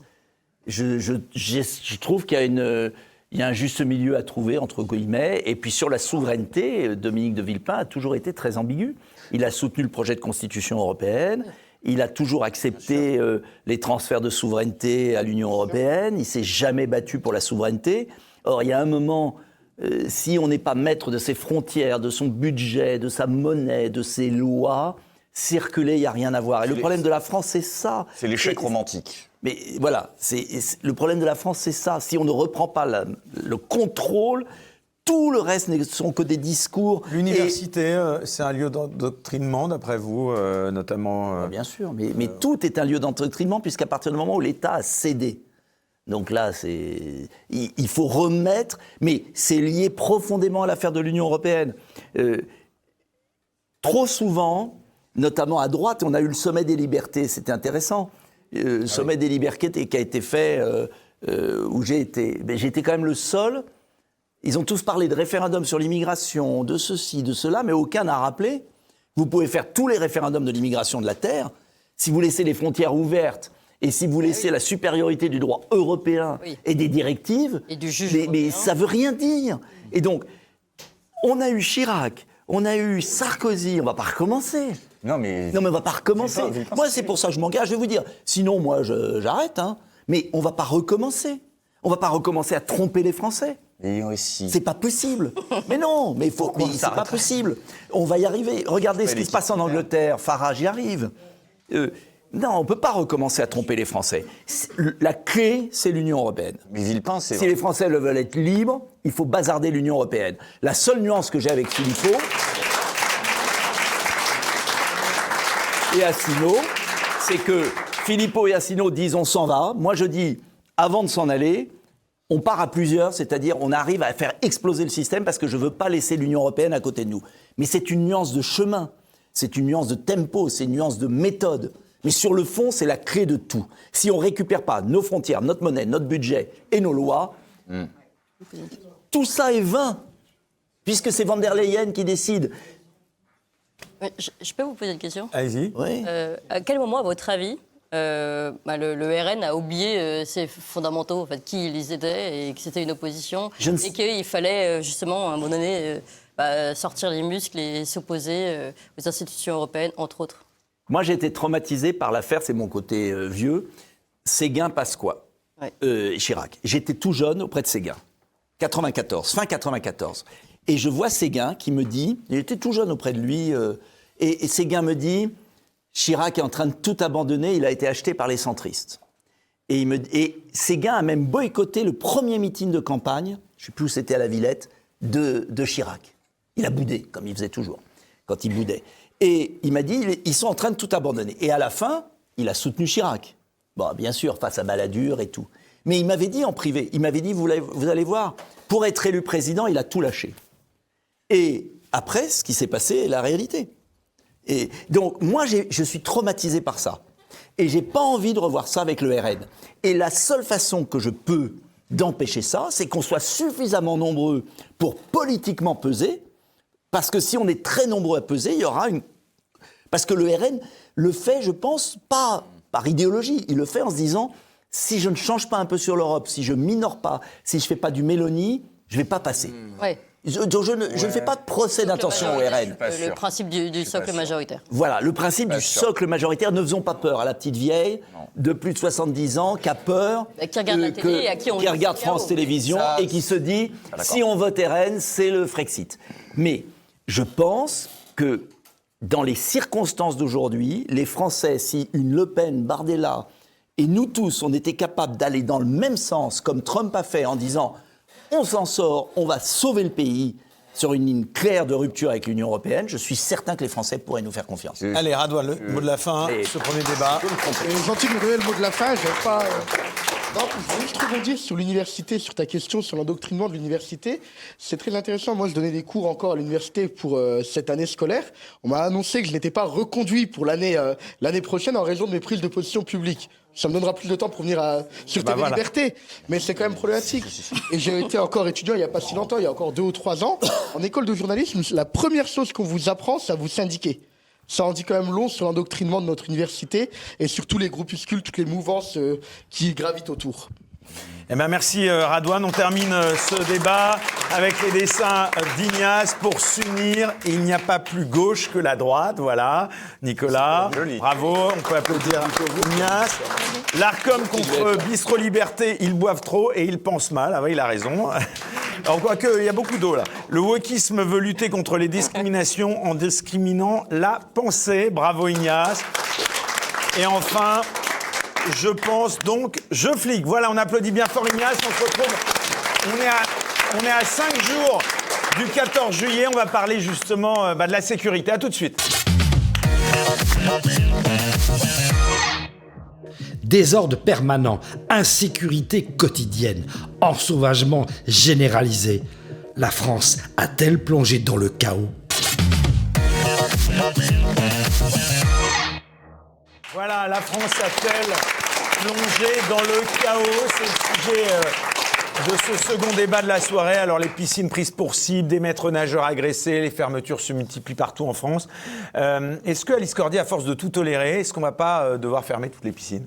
Ben si, alors déjà pour commencer, c'est en effet des piscines suisses ont récemment été interdites aux ressortissants français, notamment à Porrentruy, qui est une ville notamment frontalière, pas très loin de Belfort, d'où est issue Radouane, où en effet le maire a expliqué, et c'est pas la première fois parce qu'on a l'impression que c'est tout récent, en fait depuis 2020, il interdit officiellement, il réserve la piscine uniquement aux Suisses. En fait, il interdit surtout parce qu'il l'a très bien expliqué, il y a des bandes de jeunes français qui viennent, qui font un bordel pas possible, qui traumatisent les familles avec leurs enfants. C'est-à-dire avec des baguettes et des bérets ? Le maire dit des Français d'origine maghrébine. C'est dans la presse. Alors moi, dans ce que j'ai lu, en tout cas, il expliquait que c'était des bandes de jeunes de cité, de banlieue, puisque moi, l'interview que j'ai vue de lui, daté de 2020, et le journaliste, on sent qu'il ne faut pas... L'ARCOM est derrière aussi, l'ARCOM suisse, et qu'il faut pas... Voilà, faut faire attention à ce qu'on dit. Donc il se justifie en expliquant cela, que ce n'est pas une mesure raciste, que ce n'est pas une mesure contre les Français, que c'est réservé aux Suisses, mais tout le monde comprend très bien ce qu'il dit derrière ça. Et de toute façon, depuis, ce genre de scènes se sont multipliées. Notamment dans le 72, récemment, un centre aquatique a ouvert. L'entrepreneur, l'investisseur là-dedans avait investi 150 000 €. Il a duré une semaine. Une semaine parce qu'il y a 300 jeunes... C'est devenu un lieu à risque quoi, en France, la piscine. 300 jeunes ont déboulé, des jeunes de banlieue, qui ont... Voilà, visiblement, le centre aquatique qui avait été choisi pour régler ses comptes. Et donc, à coup de barre de fer, ils ont réglé leurs comptes dans la piscine. La piscine a fermé. Le centre aquatique a duré une semaine, fermeture définitive. 150 000 € jetés par la fenêtre. Donc voilà la réalité. Et là encore, c'est très compliqué. Moi, j'en parlais hier en disant, est-ce qu'on peut lever ce tabou ? Parce qu'à un moment... On sait très bien que c'est des profils similaires. Là encore, ce sont les mêmes qui, le soir de la fête de la musique, ont agressé des jeunes filles. À chaque fois, on met en expliquant que ce sont les hommes, le grand danger des femmes, etc. Oui, il fallait voir les noms des hommes qui ont été arrêtés et mis en examen dans le cadre de ces piqûres-là. À chaque fois, c'était des noms à consonance maghrébine. Voilà. Pas des hooligans anglais, non ? Pas de hooligans anglais, pas cette fois. Et là encore, je pense qu'il faut vraiment dire les choses, diffuser les vidéos qu'on voit, et puis enfin, trouver des solutions. Parce que nous, en France, on ne peut pas interdire à des Français de nationalité française, on ne peut pas leur interdire les piscines, parce qu'on n'aurait plus personne. Radouane, lève-toi si tu veux prendre la parole. C'est très intéressant. Moi, je souscris à tout ce que vient de dire Alice. J'apporte juste un complément d'information. Il y a Le Matin, qui est l'un des plus grands quotidiens suisses, qui avait interviewé le maire de la commune, Gabriel Voirold, de la commune de Porrentruy, qui est une commune que je connais bien. Et il précise, ma décision ne visait pas les travailleurs frontaliers, mais les perturbeurs maghrébins. Et les perturbeurs maghrébins, en réalité, ils visent ces Français d'origine maghrébine qui font le bordel dans certaines cités de France, qui l'été décident d'aller en Suisse, de passer la frontière, vont à Porrentruy, vont dans des piscines, intimident les gens, crient par le fort, dégradent, viennent avec des chichas, et le bordel qu'ils font en France l'exportent en Suisse. Et ça fait naître d'autres problématiques. Maintenant, les Suisses, plus que ces Français d'origine maghrébine, et c'est pas tous les Français d'origine maghrébine, évidemment, c'est ces groupes d'individus qui perturbent et qui perturbent l'ordre public établi en Suisse, ça a fait naître une vraie hostilité de la population suisse envers la population française. Parce que j'ai regardé les commentaires en dessous des publications sur les principaux quotidiens suisses, et les Suisses visent maintenant tous les Français.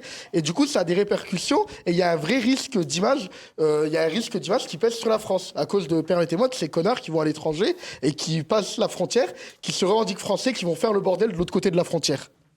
C'est le reflet d'un ensauvagement, comme on dit. C'est la conséquence de 20 ans où il n'y a jamais de sanctions. Voilà. Moi, j'ai une anecdote dans ma ville hier. Un jour, je croise une bande de jeunes, bien typés, si je puis dire. Et alors, c'était fascinant parce qu'ils me disent « Bonjour, monsieur le maire ». Et je dis « Bonjour ». « Et vous allez où comme ça » Ils avaient des barres de fer. Et ils me disent « Monsieur le maire, on va buter un mec ». Et c'était fascinant, c'est-à-dire que Bonne journée. ils me respectaient parce que j'étais le maire. Vous êtes sûr que c'était pas Gad Elmaleh et Non. et Jamel pour le Non, sketch non, de la non. barre de fer? Vous êtes sûr? Non, c'était très sérieux. Oui, mais- Ça m'a marqué. Et ce qui m'a marqué, c'est qu'ils me respectaient. Parce qu'ils savaient que moi, j'étais extrêmement ferme et que ça allait mal finir si truc. Mais ils me respectaient en m'avouant qu'ils allaient buter un mec. Et ensuite, je préviens la police, etc. Jamais de sanction, peur de rien. jamais d'arrestation. Ils n'ont peur de rien. En Essonne, je peux le révéler, je dirais rien de précis, mais en Essonne, le procureur de la République, attendez, le procureur de la République m'a raconté en arrivant qu'il y avait tellement de retard dans les procédures qu'à un moment, ils avaient que deux solutions. Soit ils traitaient les nouvelles affaires, mais jetaient à la poubelle les anciennes, soit ils auraient toujours du retard. Donc, voilà, ils ont jeté à la poubelle des années d'affaires. Il y a 80 000 peines de condamnation qui ne sont pas exécutées en France. Vous ne risquez rien. Les prisons n'ont pas été construites. Donc, toute la chaîne pénale... Ils le savent. Mais ils le savent très bien. Ils ne savent qu'ils ne risquent rien. Donc, si on ne reconstruit pas une chaîne pénale, et ce n'est pas si compliqué que ça, en Espagne, elle existe, en Angleterre, elle existe, en Allemagne, elle existe. Voilà, mais alors là, il faut accepter de mettre aussi de l'argent. J'ai calculé, il manque à peu près 10 milliards. Mais quand je vois que le gouvernement s'engage à passer le budget de la défense de 50 à 100 milliards, c'est-à-dire le doubler, j'ai toujours été pour augmenter le budget de la défense nationale. Mais On donne 4 milliards à l'Ukraine dans le même temps. on aura donné 15 milliards à l'Ukraine. 15 en tout. Quand je dis, est-ce qu'au lieu d'augmenter le budget de la défense autant, on augmente le budget de la défense raisonnablement, on a la force de dissuasion nucléaire, donc on n'a pas besoin d'aligner des chars et on n'est pas la Pologne. Et en revanche, on consacre 10% à la sécurité intérieure. La vraie faiblesse de la France, c'est la sécurité intérieure. 10%. Il nous faut, 5 milliards tout de suite. Des greffiers, des tribunaux, des places de prison, une réforme du code de procédure pénale. Enfin, on sait tout ce qu'il faut faire. Il y a 50 rapports, il y a l'Institut des libertés qui est très bien. On a tout écrit, on sait tout ce qu'il faut faire. C'est une question de volonté politique. Et là, on est tous d'accord. Alors là, pour le coup, autant avant, je parlais des différences entre le RN, le machin et tout. Mais là, vous mettez Bardella, Zemmour, moi, Marion, un autre. Tout le monde est d'accord, à la condition, bien évidemment, de mettre la supériorité du droit français et de contrôler les frontières. Donc, Mike. Alors, moi, quand j'ai été attaché au Sénat, j'ai travaillé sur l'ordonnance 45, sur la réforme de l'ordonnance 45 que Mme Dati, à l'époque, garde des Sceaux, voulait mettre en place. Et à l'époque, c'était 100 000 peines de prison non effectuées par an. Ouais. 100 000 peines de prison. En 2008, hein, en 2008. Et j'imagine en 2017 ans après, combien c'est. Qu'est-ce qu'a fait Mme Dati? Pourtant, elle lui a donné des propositions, rien. Une loi terrible. Pire, elle a fait la loi des 2 ans. Oui, des 2 ans. C'est-à-dire que sous les 2 ans, ça fait moins de 2 ans, vous n'allez pas en prison. En gros, c'est Madame Dati et c'est la droite qui a fait ça. Donc aussi, je peux comprendre aussi que les gens, ils se disent la droite, c'est vraiment des nuls, quoi. Et c'est une réalité. J'ai été au Maraude avec le député Éric Raoult à Clichy-sous-Bois à l'époque des émeutes de banlieue de 2005. Il y a eu des émeutes, ça commençait à Clichy-sous-Bois, donc c'était Clichy-sous-Bois, Montfermeil, etc. On voyait ces jeunes, les CRS avaient ordre de ne surtout pas bouger. Alors, il y a eu à cette époque-là des barbus qui leur ont dit « écoutez, calmez-vous ». Alors, ils se calmaient pour le coup. Aujourd'hui, les barbus, même eux, ne calmeront pas la nouvelle génération. Et vous savez ce qu'ils ont fait? Après 2005, c'était quoi la réponse aux émeutes de banlieue? C'était 50 milliards d'euros pour l'ANRU, c'était le plan Borloo. Voilà, c'était reconstruire en gros les cités. Alors vous construisez les 3000 des d'Aulnay-sous-Bois, les 4000 de la Courneuve, voilà. Et c'était ça en fait la réponse. Ah oui, et aussi un service civique, voilà, où le gars il touchait 500 000 balles à faire traverser la grand-mère sur les passages cloutés. C'est ça la réponse de l'État. Les jeunes d'aujourd'hui qui sont encore peut-être pire que les jeunes d'il y a 17 ans, ils savent que dans le fond, ils n'auront aucune réponse pénale. Si demain, la France c'est l'Amérique,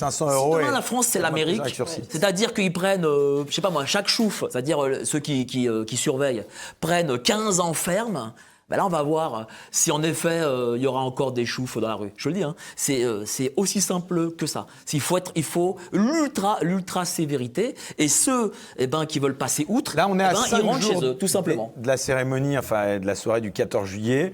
Quel est votre pronostic? Est-ce qu'il faut s'attendre encore à des émeutes, Alice, vous pensez? Ah oui, je pense que maintenant, il faut partir du principe que tout événement national qui donnera lieu à des festivités, Il va être joyeux. qui est censé être joyeux, donnera lieu à des scènes d'une extrême violence, avec des hommes poignardés, avec des femmes agressées sexuellement, on a vu des jeunes filles se faire voler leur sac et se prendre un coup en pleine figure, des policiers parfois carbonisés, on est allé parfois jusqu'à dans certaines manifs, je le rappelle quand même, tout ça avec la France Insoumise qui valide, évidemment. Il ne faut pas l'oublier non plus.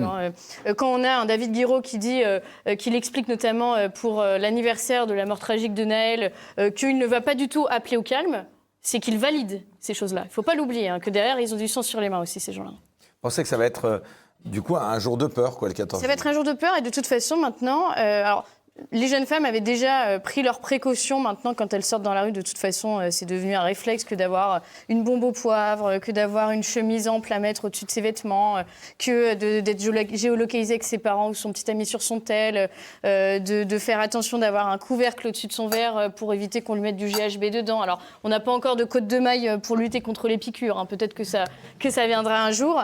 Mais si vous voulez, déjà, nous, on avait ce genre de réflexe. Mais maintenant, c'est tous les Français de souche, parce que la vérité, c'est ça aussi, c'est qu'il y a une vraie distinction maintenant entre les Français de banlieue, les nouvelles générations et les autres. En banlieue aussi, d'ailleurs, des Français souffrent énormément. Il va y avoir ces minorités-là qui vont créer le trouble, qui vont créer la violence, qui vont créer le chaos. Je ne sais pas si vous avez suivi, là j'aimerais vous faire réagir à la déclaration de Mathilde Panot, c'était sur BFM TV. Alors elle a déclaré, écoutez bien, que la police municipale n'a pas besoin d'être armée et que les maires LFI désarmeraient les agents municipaux après les prochaines municipales dans les villes où ils seraient élus. Non, mais là, et enlèverait les caméras de vidéosurveillance. Et enlèverait les caméras de vidéosurveillance. Non mais on est chez les fous. Mais le problème de fond, c'est pas ça. Parce que ça, c'est très bien, ils vont perdre toutes les municipales, on sera débarrassé. Ça ne me gêne pas. Le problème au moins, elle a la franchise de ses positions. Le problème de fond, c'est la démission de l'État. C'est la démission de l'État vis-à-vis des narcotrafiquants. C'est la démission de l'État qui ne construit toujours pas les places de prison. Clairvaux, je vais vous donner une anecdote. Clairvaux. Et le problème aussi, c'est l'absence de démission au sommet de l'État. Ça, c'est malheureusement... Oui, ça, c'est vrai. Bon. Mais... Clairvaux, c'est une prison qu'a fermée Taubira, qui était une prison de haute sécurité. Et vous savez pourquoi ils l'ont fermée? Parce qu'en Haute-Marne, c'était trop loin, alors il fallait la fermer. C'était une prison répressive. C'était une prison parfaite, donc on l'a fermée. Elle existe, il suffit de la rouvrir. Et puis il y a le Conseil constitutionnel, quand même. Le Conseil constitutionnel qui a annulé la loi d'Attal sur la justice des mineurs. La loi d'Attal sur la justice des mineurs, c'était pas une loi répressive, je peux vous assurer. Eh bien, le Conseil constitutionnel, avec tous ces gens séniles qui ont mis la France dans la panade, quand même, parce que siègent au Conseil constitutionnel tous ceux qui ont un bilan effroyable, eh bien, a annulé la loi Attal, proposition de loi hyper modérée sur la justice des mineurs. Donc, si on arrive au pouvoir, il faut un référendum pour encadrer le Conseil constitutionnel. Sinon, rien ne se passera. Mais rien. Donc la situation est d'une gravité abominable. Et je pense que la seule solution, c'est le référendum. Et plus ça va, moi, plus je pense que la seule solution, c'est le RIC et le RIC constituant. C'est-à-dire que s'il n'y a pas un RIC constituant et s'il n'y a pas un système pour dynamiter, vous le savez bien, au Sénat, c'est quand même la commission des lois LR qui a bloqué sous Sarkozy quand même aussi beaucoup des réformes.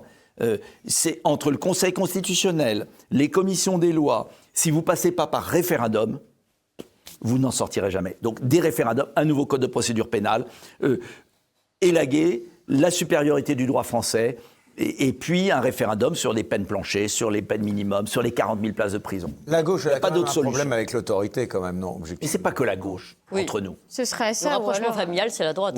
Ou alors ce seront des Français qui vont se défendre tous. Oui. Moi, je me souviens de cette scène exceptionnelle lors des soirs des émeutes avec l'affaire Naël, où un homme a défendu sa voiture, une Tesla d'ailleurs, sa maison et ses enfants avec son épée.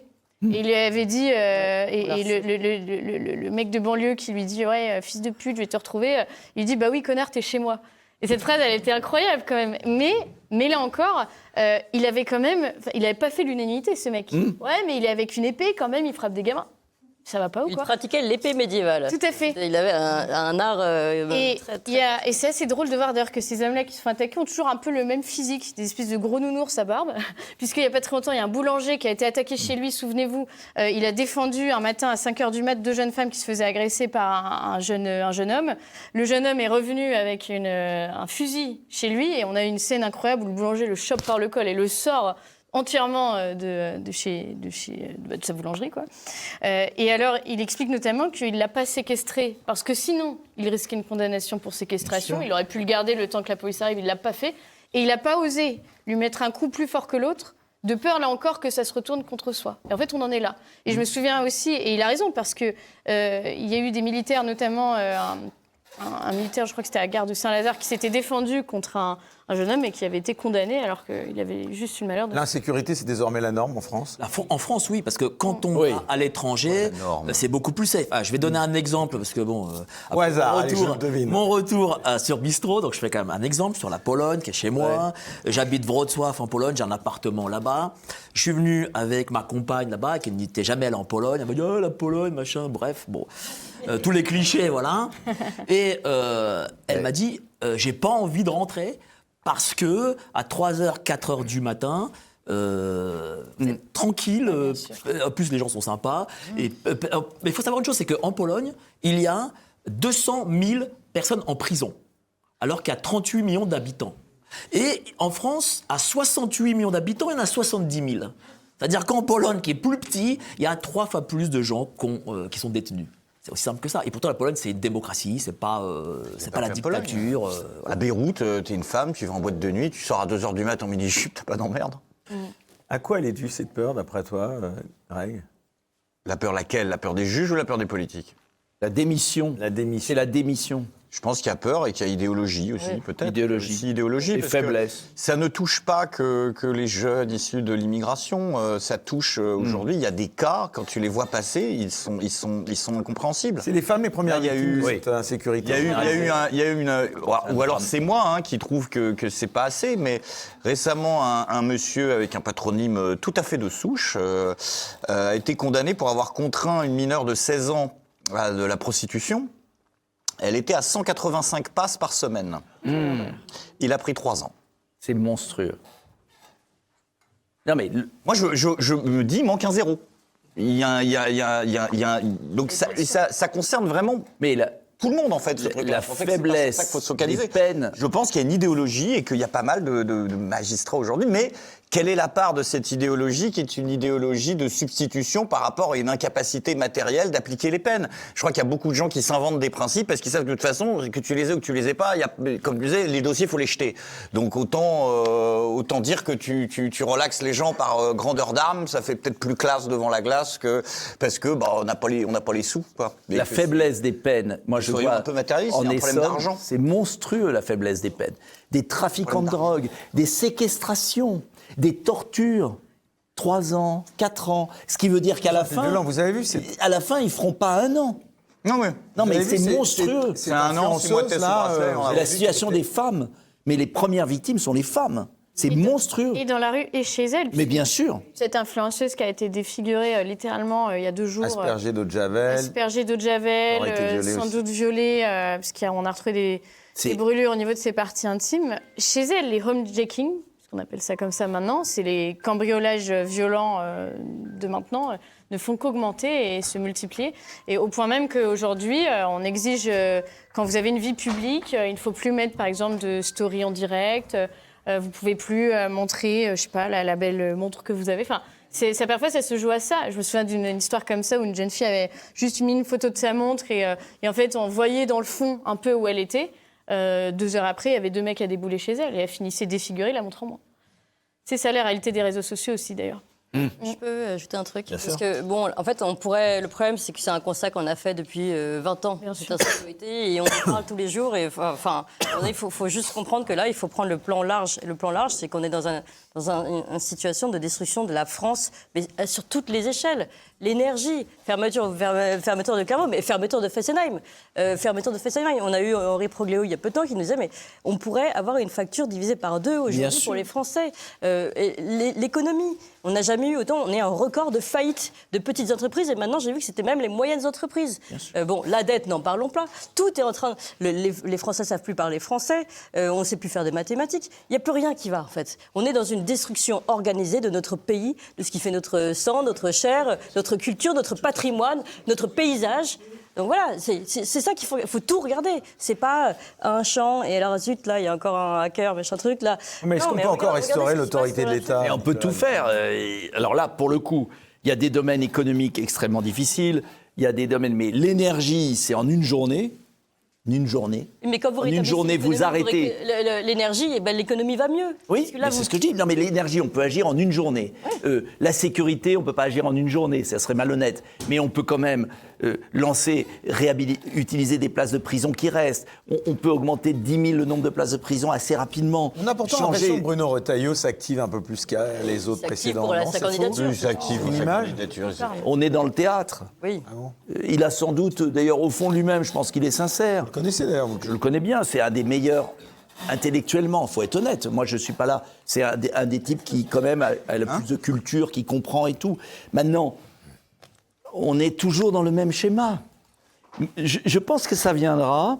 Toute l'histoire de France est faite de ces descentes aux enfers. Et que la descente aux enfers, on y est proche et qu'à un moment, il y aura une réaction. Maintenant, Retailleau, comment il fait du Sarkozy sans le talent. Faut se dire les choses. Non, je trouve que tu es sévère. Et puis Retailleau, faut pas oublier que c'est un traître aussi. Il n'aurait pas dû accepter. Il a trahi De Villiers pour Fillon. À l'époque, c'était le sous-fifre de Fillon. Traître un jour, traître toujours, ça c'est une évidence. Et lui, voilà, il ne fait que de la communication. C'est-à-dire que voilà, il communique chez Emmanuel Macron, hein, quand même. Et puis voilà, en plus, Il voilà. faut quand même rappeler la cohérence de LR chez Emmanuel Macron qui voilà, il est clairement. tête, là. Et donc du coup, il fait de la communication parce que ça marche, parce que il y a une frange LR qui est, on va dire, un peu âgée, qui croit dans la télé, dans TF1, France 2, qui croit dans le bon ministre de l'Intérieur, dans ce qui se dit, et qui n'habite pas peut-être les quartiers. Et puis même encore, je veux dire une chose, même dans Paris, dans l'Ouest parisien, vous avez de l'insécurité. Même vous allez à Trocadéro, vous avez de l'insécurité. Vous avez le mec qui habite Tour Eiffel, il a de l'insécurité quand même. Donc même la bourgeoisie aujourd'hui est touchée. Et donc lui, il parle parce qu'il sait que en 2027 il y a les présidentielles et il se dit que voilà, d'ici 2 ans, je vais être élu, je vais avoir une destinée. Mais dans le fond, ce gars-là ne fait rien. Il a le même bilan que les Darmanin, les Castaner et compagnie. C'est la même chose, peut-être même pire. C'est un Radouane Kourac. Moi, je pense qu'il y a un réel décalage aujourd'hui entre je rejoins ce que disait Clémence, il y a un réel décalage entre les intérêts des élites et les intérêts du peuple. Aujourd'hui, on est gouverné par des gens qui n'ont pas les mêmes intérêts que le peuple. Nicolas Dupont-Aignan, vous l'avez souligné, Attal fait une loi qui est une super loi, il faut le souligner. Le Conseil constitutionnel décide de la détricoter. Dès lors qu'il y a une loi en faveur de la sécurité qui est votée, tout est fait pour détricoter la loi, à tel point qu'aujourd'hui les Français ont peur d'aller porter plainte. Les Français ne portent même plus plainte parce qu'ils considèrent que c'est une perte de temps, que c'est un manque de temps et qu'en plus, un coup sur 2, la plainte ne sera même pas reçue. Les policiers n'ont même plus le temps de prendre des plaintes tellement qu'ils sont inondés et par manque de moyens. Aujourd'hui, la justice est abandonnée, l'autorité est abandonnée, tout est abandonné. Mais je crois que la France se relèvera un jour par la volonté du peuple. Mais ça ne peut venir que du peuple. Faut pas attendre quoi que ce soit des élites. D'ailleurs, vous savez que les plaintes, les policiers ne prennent plus de plaintes. Bah, les policiers, vous savez qu'il n'y a plus de plaintes. Maintenant, c'est sur Internet. C'est comme ça qu'on arrive à des... Donc, c'est quand même extraordinaire. C'est comme ça qu'on vous arrive avez à été des... porté plainte, moi j'ai été voir. C'est que c'est sur Internet maintenant. Donc, si vous n'avez pas d'ordinateur, si vous n'avez pas... Non mais attends, en banlieue, il n'y a plus de plainte, hein, je peux vous dire. C'est comme ça qu'on arrive à des on vous dit, études allez qui sur le vous site montrent Internet. que la délinquance baisse. J'ai essayé et c'est compliqué. Parce qu'en fait, ils se basent sur les plans de dépôt. Donc il faut recommencer. La déshumanisation des services publics, la manière dont aujourd'hui tout est cassé, en fait... C'est extraordinaire le système informatique et Internet pour les administrations. Tu n'as plus de lien humain. T'as la CAF, t'as plus de lien humain. La Poste. La caisse d'assurance maladie, t'as plus de lien humain. La Poste, t'as pas de lien humain. Encore que c'est le dernier qui reste, quand même, faut être honnête. T'as au moins quelqu'un vers qui tu peux aller. Bon, Oui, mais encore si employé, comment expliquer? Et donc, la police, t'as plus de lien humain. Oui, mais s'il n'y a plus de lien humain, il n'y a plus d'employés, comment expliquer qu'il n'y a pas de moyens et qu'on paye toujours autant d'impôts? vous savez où va l'argent? notre argent? C'est on dingue, le ça, sait. quand même. Mais on le sait où va l'argent. Moi, j'imagine dans la corruption. Je pense à la Non, corruption mais attends, de l'État. déjà, 16 milliards vers l'Union européenne. L'année prochaine, 16 milliards nets pour l'Union européenne. Oui. On a versé 15 milliards à l'Ukraine. L'énergie, on a doublé, c'est au moins 10 à 12 milliards. Si vous comptez Union européenne, Ukraine, subventions aux oligarques de l'électricité, vous êtes déjà à 50. Oui. Fausse carte vitale, 15 à 20. Immigration, 15 à 20. Ça va très vite. Hein. Vous êtes à 100 milliards d'argent foutu en l'air sur des choses inutiles. Donc, ne vous trompez pas, l'argent, il n'est pas perdu pour tout le monde. On est en pillage. Mais au niveau de généralisé. l'insécurité, moi j'aimerais savoir comment est-ce qu'on fait quand on est un petit Français de souche, comme on dit, smicard à 1500 balles par mois, qui habite dans les banlieues pour Il y en a prendre les plus beaucoup. transports en commun et être en sécurité. Bah, tu vas faire du MMA. Tu vas apprendre à te défendre. Ouais. Et les clubs Beaucoup de de- self-défense sont en train d'exploser en termes d'inscription. vous rendez compte. Et c'est pas. Et d'ailleurs, c'est pas pour rien qu'aujourd'hui, des sports très violents comme le MMA sont Ouais. très Mais- prisés. C'est aussi parce qu'il y a un retour de la violence dans Mais la ce rue. n'est pas une bonne chose d'ailleurs. C'est très bien que les Français apprennent à se défendre, mais ça devrait nous inquiéter qu'aujourd'hui des gens doivent apprendre à se battre, doivent apprendre à se bien défendre par absence de l'autorité. C'est quelque chose de très Mais il y a négatif. pire, il y a En plus, ça pire, sert à rien. c'est qu'aujourd'hui les gamins, moi je l'ai eu dans ma ville, les gamins ils font quoi? Pourquoi ils ont des couteaux? Pourquoi à votre avis les gamins vont au lycée avec des couteaux tous? Moi ils me le disent. Ils me disent mais on prend le couteau dans la cuisine de nos parents parce qu'on a peur de se faire buter. Donc aujourd'hui le gamin dans nos banlieues, je peux vous dire, moi j'ai eu un mort là-dessus. Dans nos banlieues, les gamins vont au lycée avec un couteau. Pourquoi? Pas pour agresser l'autre, parce qu'ils se disent nos copains ont des couteaux. Si je veux me défendre, comment je fais? Quel est le plus simple? Je prends un couteau dans la cuisine de mes parents. Moi, j'ai eu un mort hier là-dessus. C'est un gamin, c'était pas un voyou qui a tué l'autre. Il s'est défendu, il a tué. 16 ans, il a tué un mec.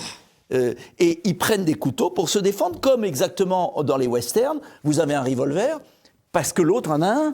À partir du moment où le seul outil de défense est le couteau, moi, je peux vous dire qu'aujourd'hui, dans les lycées, en tout cas en banlieue, vous avez une personne sur 10, sur 15, sur 5 qui prend des couteaux. Et moi, j'ai un gamin, il m'a dit, monsieur, Ouais, mais je c'est suis aussi- obligé d'avoir le couteau parce que sinon j'ai peur. C'est aussi devenu un outil d'agression, parce qu'aujourd'hui les jeunes. Et bien Non, évidemment. mais de plus en- Et puis surtout, ça dégénère. T'as une agression, avant tu te mets un poing dans la gueule, mais Non, un mais- couteau... Il y a de plus en plus de jeunes dealers aujourd'hui. Il y a de plus en Oui, plus alors, de et en jeunes dans les plus, quartiers la drogue. qui sombrent dans la délinquance. j'aurais quand Et même- c'est plus un outil d'agression qu'un outil de défense. Non, mais c'était pas. Oui, c'est pas mais bien. alors il y a celui- aussi... Attends. Si Non, mais- autant de jeunes prennent des couteaux, ils sont pas tous des Non, agresseurs. ben, moi, j'ai Mais ils jamais se pris de défendent. couteau. Mais J'ai parce que pris de couteau. t'as pas vécu là, en ce moment. Non, mais j'ai vécu dans des banlieues, j'ai vécu dans Oui, mais regarde en ce moment, moi, Je ils connais prennent des beaucoup couteaux. de gamins dans des quartiers difficiles qui ne prennent pas de couteau. Ça relève aussi de l'éducation des parents. Bah oui. Bien Enfin, vous vous évidemment. rendez compte de ce qu'on est en train de dire. Mais c'est complètement fou. C'est complètement dingue ce qui se passe. Bon, je voudrais quand même rétablir un truc. Et j'aimerais bien que les magistrats à la con, Je vous ai pardonnez-moi, vu tout à l'heure chercher les biscuits et je vous être livré à un acte de délinquance. C'est moi qui vous les ai tapés pendant la pause. Donc Ah bah, c'est génial. Je pense que sincèrement. Non, mais c'est vrai. Je suis vraiment. Oui, Sors pas ne mon sortez pas couteau. votre couteau, si vous. La justice ne suit pas, quoi. C'est ça le problème. C'est ahurissant les peines prononcées. C'est ahurissant. Voilà. Donc il faut rétablissement d'une échelle de peine, changement de code de procédure pénale, on sait ce qu'il faut faire. Et puis changement aussi de la formation des magistrats, diversification des recrutements, il y a un travail gigantesque. Mais on a tout écrit là-dessus, tout le monde, enfin. Oui. Mais souvenez-vous, c'est Roméo et Juliette qui avait dit ça à la télé en disant mais c'est l'histoire des Capulets chercheur en fait. au CNRS, ouais, qui est... Comme si on avait rien inventé et qu'au final c'était un duel à l'ancienne en fait, l'histoire de Ouais, enfin, c'est pas eux qui vivent au quotidien. Bah non, mais évidemment. Le bus et... Mais le jour où ça sera dans les beaux quartiers, Ce que j'allais dire. ça changera très vite. Ça l'aide déjà un peu. Hein. Ouais, mais rien à côté de ce qu'on vit. Rien à côté de ce qu'on vit. Je vous invite à aller porte de Saint-Cloud, porte d'Auteuil. C'est déjà un peu comme ça. Hein. C'est Ouais, ouais, c'est bah, le 16e arrondissement. Hein. Ouais, enfin, venez voir dans nos banlieues. Bah, je connais les banlieues, moi je suis de Saint-Ouen. Bah oui, alors. Je connais. Hein. Et, C'est quand mais je même connais pas le aussi le 16e. 16e arrondissement. Ouais, parce mais que c'est mes pas parents encore y le sont, 16e. et je suis un enfant du 16e. Et je vois la différence quand je passe devant mon ancien lycée La Fontaine. Mais alors, pardon, mais Bernard, moi c'est la j'aimerais même que vous chose, hein. m'expliquiez comment se fait-il que la réponse politique aujourd'hui, ceux qui la proposent, en tout cas cette réponse, c'est plutôt quelqu'un comme Éric Zemmour. Comment se fait-il que dans les urnes, les gens qui proposent une fermeté accrue, finalement, ça prend pas? Parce que je pense que tant que les gens ne sont pas touchés dans leur intégrité, ils ne croient pas. Tant que c'est pas arrivé... C'est pas forcément vrai. Les gens ont voté Sarkozy, entre autres, pour ses propos sur la sécurité. Ils votent pour des gens qui veulent... Mais sauf qu'après, les mecs n'appliquent pas. Mais c'est pas... ils ont voté. Rotaillot a des bonnes intentions au sondage. Sarkozy a été élu président de la République. Donc non, les gens, ils votent pour ça. Et je pense que les gens sont aussi un peu matrixés, il faut dire les choses. Est-ce que vous savez l'arrondissement où on a voté le plus Anne Hidalgo dans Paris? Genre, elle a fait 70-80%. Le Marais? Non, c'est l'arrondissement du Bataclan. Ouais.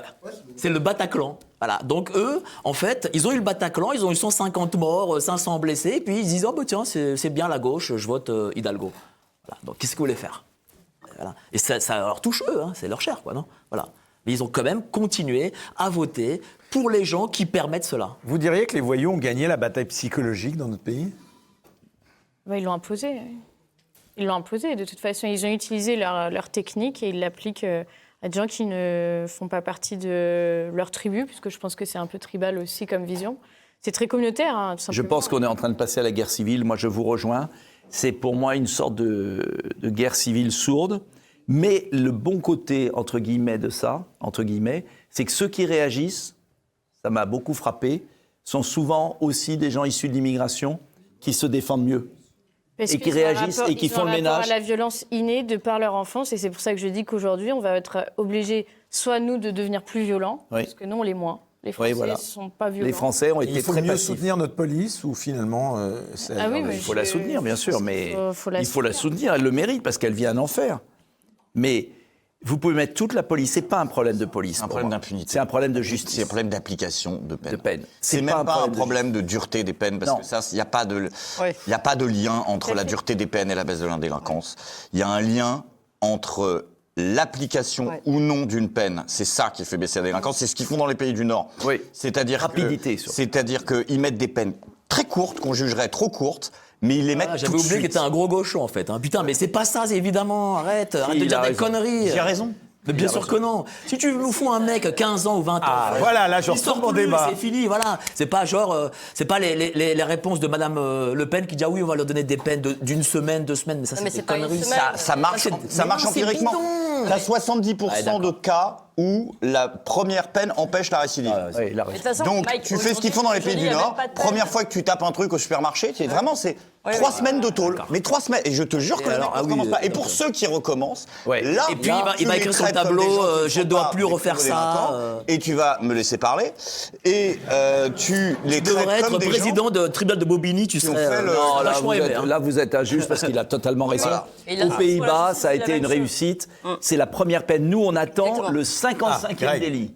Voilà, c'est juste ce problème. Alors après, ça n'empêche pas que pour des délits graves, il y a des délits extrêmement graves où là, il faut des peines très lourdes, on est d'accord.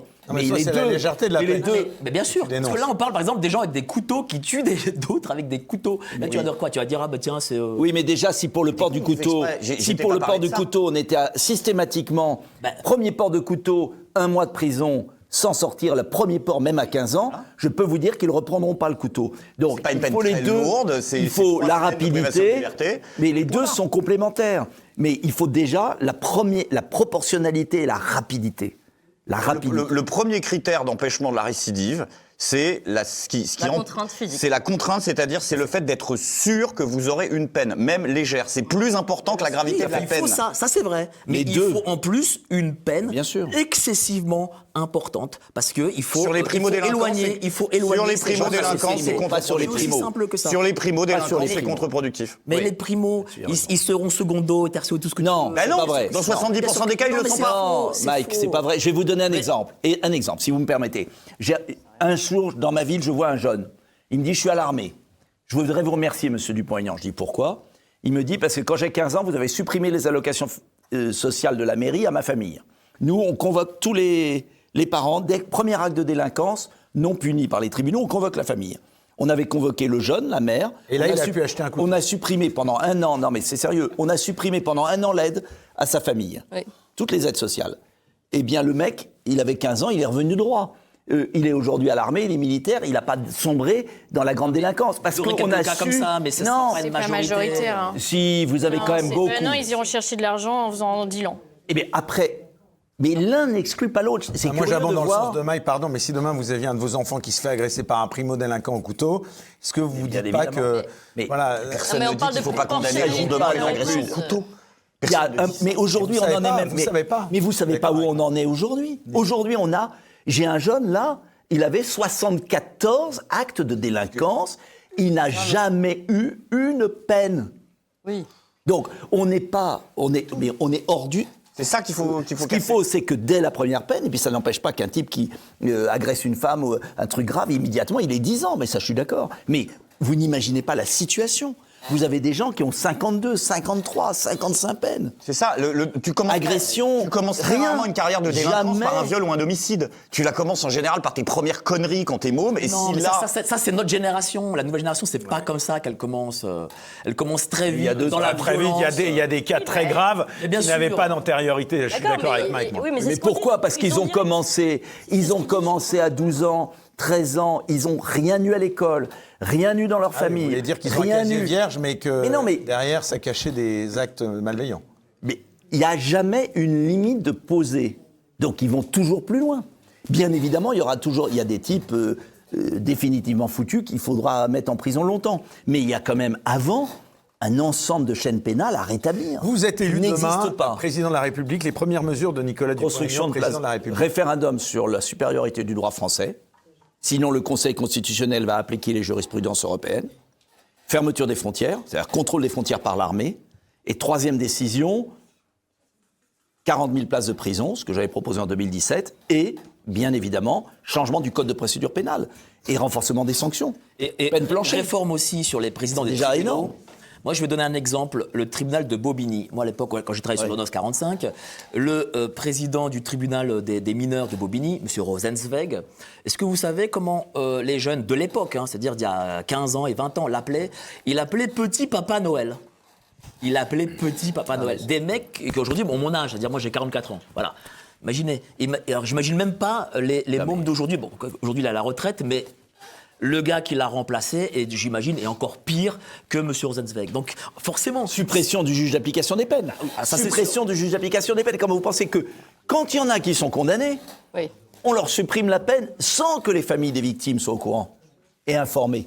Mais vous vous rendez compte ? C'est le troisième procès. Puis il y a une incapacité à mettre les peines maximales aussi. Oui. Il y a l'Institut pour la justice qui a fait une étude excellente. On voit ce qu'on risque et dans les faits. On s'est rendu compte que même pour des faits de viol, les mecs ne prennent jamais la majorité. Il faut quoi en fait ? La peine maximale n'est jamais mise en fait. C'était même des chiffres hallucinants. Je crois que c'était même pas 10% des violeurs qui prenaient la peine maximale. Enfin, c'était un truc. Et ce qui est quand même incroyable, c'est qu'à une époque, la situation des femmes. Il faut surmédiatiser. Et la situation là, tu vois, parce que. Et dissoudre le syndicat de la magistrature. Oui, premièrement. Ça, la première des choses, c'est la dissolution de syndicat, ça c'est sûr. Pas de syndicat. Allez, les 15 dernières minutes, Radouane. Expulsion des délinquants étrangers. Oui, bien évidemment. Première chose, les délinquants français doivent être en prison, les délinquants étrangers dans l'avion, à minima. Tu pourrais être militante de Némésis. Mais après leur... Elle m'a mégenré. Woke. Après, il y a une question qui n'a pas été posée. Mais après leur peine. Qui est une vraie question aussi, c'est la question de l'élection des juges. Oui, c'est un vrai problème. Ça, je me suis ça peut être une question à se poser aussi. Est-ce qu'on vote ? Je le comprends, le point de vue américain. C'est pas délirant, en fait, d'avoir des... T'imagines à Bobigny pour qui ils vont voter ? Ils vont voter pour le président communiste du coin, quoi. C'est tout. C'est simple que ça. Si vous avez un juge LFI...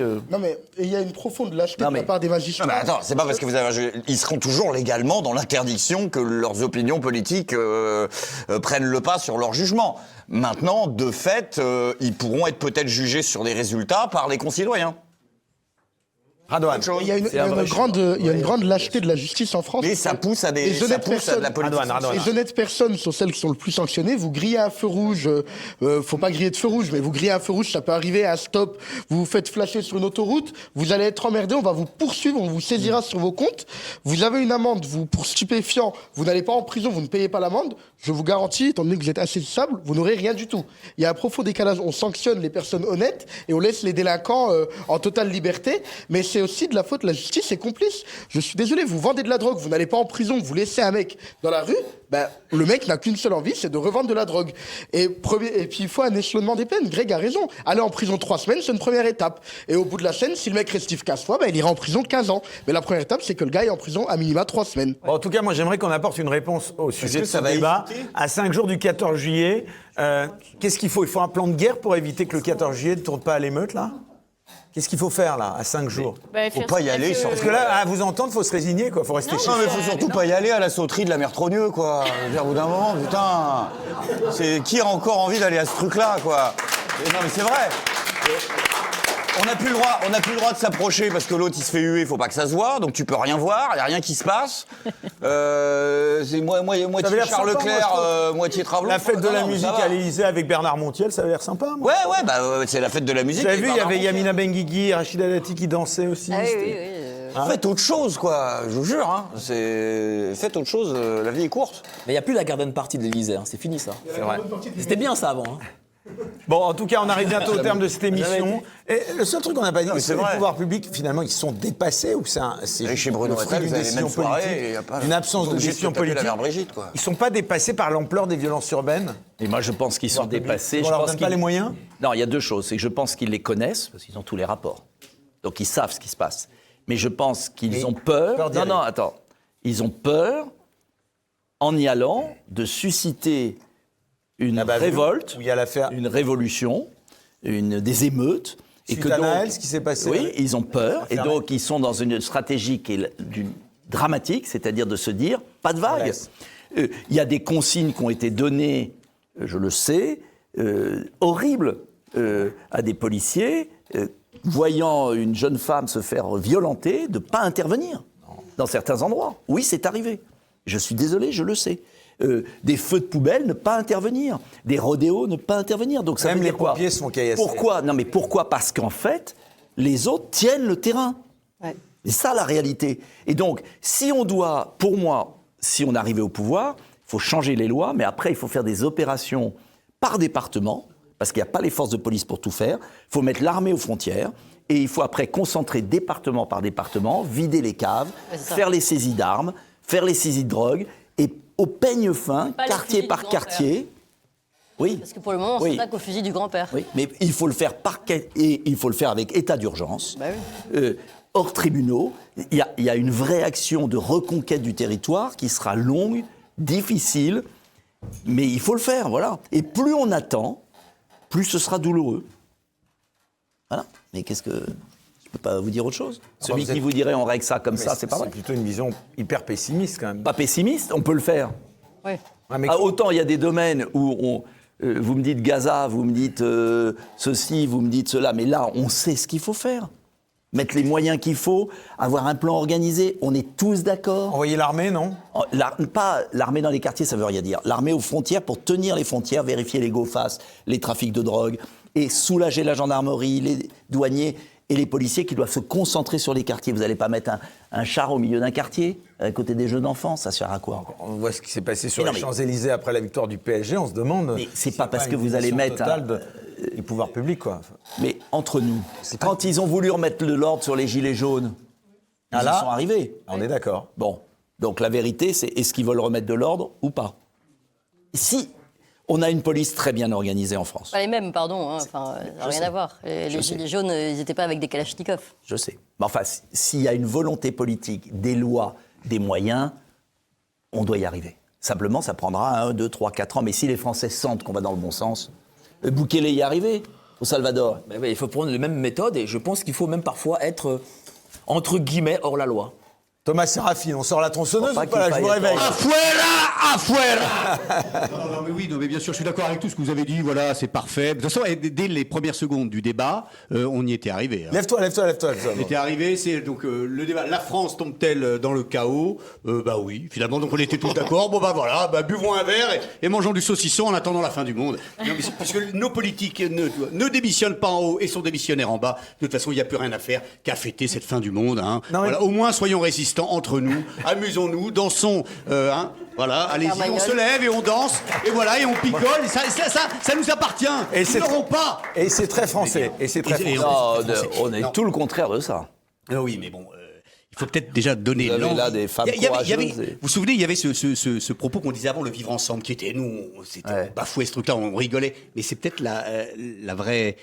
On a l'envie d'avoir envie, ouais. Le vivre ensemble, qu'est-ce qu'on a envie? Voilà, qu'est-ce qu'on a envie pour cette France? Est-ce qu'on a envie de redonner de l'espoir à la France? Comment le faire? Comment faire pour que les gens aient envie vraiment de vivre ensemble? Qu'est-ce qu'on a comme action positive et comme philosophie commune? Il est encore possible Comme de envie de vivre rêver, ensemble. à part évidemment, le seul progrès qu'on nous laisse entreprendre, c'est sauver la planète. Mais il y a peut-être mieux que ça, quoi. Parce que finalement, on voit que c'est un échec, quoi. On a voulu substituer des grandes utopies collectives, tu vois, avec juste sauver la planète, mais ça ne marche pas. Sauver la France, ça serait pas mal Et déjà. sauver la France? Ben oui, bien sûr, sauver la France. Allez, sauvons la France. Qu'est-ce qu'on fait? Ah, bah, ce sera le mot là. Eh bien, le ivre ensemble, buvons, picolons, et voilà, le ivre ensemble, et voilà. Voilà, on ne casse rien quand on n'a plus de force parce qu'on est sous. Et bien voilà. Allez, la fin de Bistro Liberté au moins, voilà, on termine en fanfare avec les dessins d'Ignace, Anne Hidalgo, la mère des bobos, je confirme, et on voit évidemment la situation de quelqu'un qui le dit, qui a plein de bosses sur la tête. Ce n'est plus la peur du gendarme qui fait loi, c'est la peur du délinquant. A-t-il tort? Là où on a le plus de peine, c'est d'obtenir l'exécution des peines. Joli, on peut applaudir Ignace. Enfin,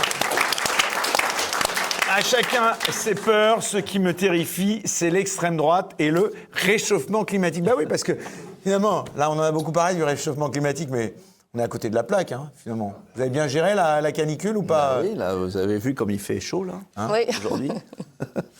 Mais on en fait trop ou pas sur le réchauffement climatique? Beaucoup trop. C'est totalement instrumentalisé. Bon, ben, on va pas ajouter. Déjà eu tellement de. Hein. Bon, on termine C'est avec une autre émission, ça. les dessins d'Ignace. Alors d'ailleurs, profitez-en si pendant tout l'été vous avez envie de dessins, de caricatures. Vous allez sur dessignas.com et vous pourrez, voilà, un portrait, une caricature, on le voit, obtenir votre portrait. Alors là, je vois que c'est pour Mike Borowski, le premier, on peut applaudir bien fort. Bravo. Mike Borowski. Il n'y a plus du tout de cheveux, là. Nicolas Dupont-Aignan, ne rigolez pas trop, voilà, bah, sans vos lunettes, on peut le mettre à l'antenne, voilà. Radouane Kourak qui était derrière, joli avec sa nouvelle coupe de cheveux, voilà. C'est pour toi, mon cher Radouane. Alice Cordier, Alice, très jolie aussi, mais toujours. Voilà. Clémence Oudikova, c'est une... Ah oui, alors au niveau des cheveux, il y a un peu compète avec... Comment elle s'appelle, cette députée de la France Insoumise, non? Hein? Je vois... Manon Aubry, voilà. Thomas Sérafine, il est derrière, mais bon, on a quand même un beau portrait pour lui, voilà, on peut l'applaudir. Et enfin, Greg Tabibian. Greg Tabibian, invité par Bistro à la dernière minute, je suis pas content. Voilà. C'est son petit coup de gueule parce qu'il n'était pas prévenu. On va remercier évidemment toute l'équipe de Bistro Liberté qui était emmenée comme d'habitude ce soir par Raphaël à la réalisation. Au son, il y avait Pierre et Édouard. Au cadre, derrière les caméras, ce soir, il y avait Maxime, Charles ainsi que Victor. Et bien sûr, on n'oublie pas la production Arnaud et Martial ainsi que Marine. On vous souhaite à tous un très très bel été. On se retrouve bien sûr à la rentrée. Qu'est-ce qu'on peut vous souhaiter de bon cet été? C'est quoi vos résolutions? Vous partez un peu tous là? Toi, tu vas en Pologne, c'est ça? Donc, toi, t'es bien. Barrons-nous. Courage, fille. Non, moi, je reste ici, là. Franchement, je prends pas de vacances. C'est vrai que finalement, nous, on nous reproche souvent d'être des fachos, extrémistes de droite. Alors regardez, on a quand même avec nous Mike Borowski, polonais, Greg Tabibian, d'origine Arménienne. Voilà. Ah, bonne réponse. Clémence Ah bah moi, je suis Oudiakova. française, Alors voilà, française. Non, on parle des Paris, origines. On pardon. parle des origines, voilà. Ah, genre, j'ai des origines russes. Voilà. Radouane Kourak, qui est très patriote, et c'est vrai qu'il y en a de plus en plus maintenant, comme tu te dis, des Mais il y en a plein. Français d'origine, entre guillemets, Qui en peuvent étrangères, qui sont très patriotes. Et c'est à eux, finalement, c'est eux qu'on insulte. Merci donc, et surtout, n'oubliez pas, pendant tout cet été, on applaudit le public, bien sûr. Merci d'avoir été fidèle au rendez-vous, et surtout, n'oubliez pas TVL. Vous allez sur TVL, le site tvl.fr, voilà, et n'oubliez pas, puisque là, on a plus que jamais besoin de vous avec cette censure. Nicolas Dupont-Aignan, donc on désespère pas un jour. Mais pourquoi voilà. désespérer? Non, mais d'abord, je parlais d'avoir une réunion avec des souverainistes et qui acceptent... Vous avez compris, Asselineau, Philippot, vous devez vous désister au profit de Nicolas. Voilà, c'est Voilà, simple. vous avez C'est tout facile, compris. quand même. Enfin, quand même. Ah, voilà, le programme, il est simple. Désistez-vous, barrez-vous, laissez-le tout seul. Oh là là. Allez, merci à tous, très bel été, et à la rentrée, bye bye.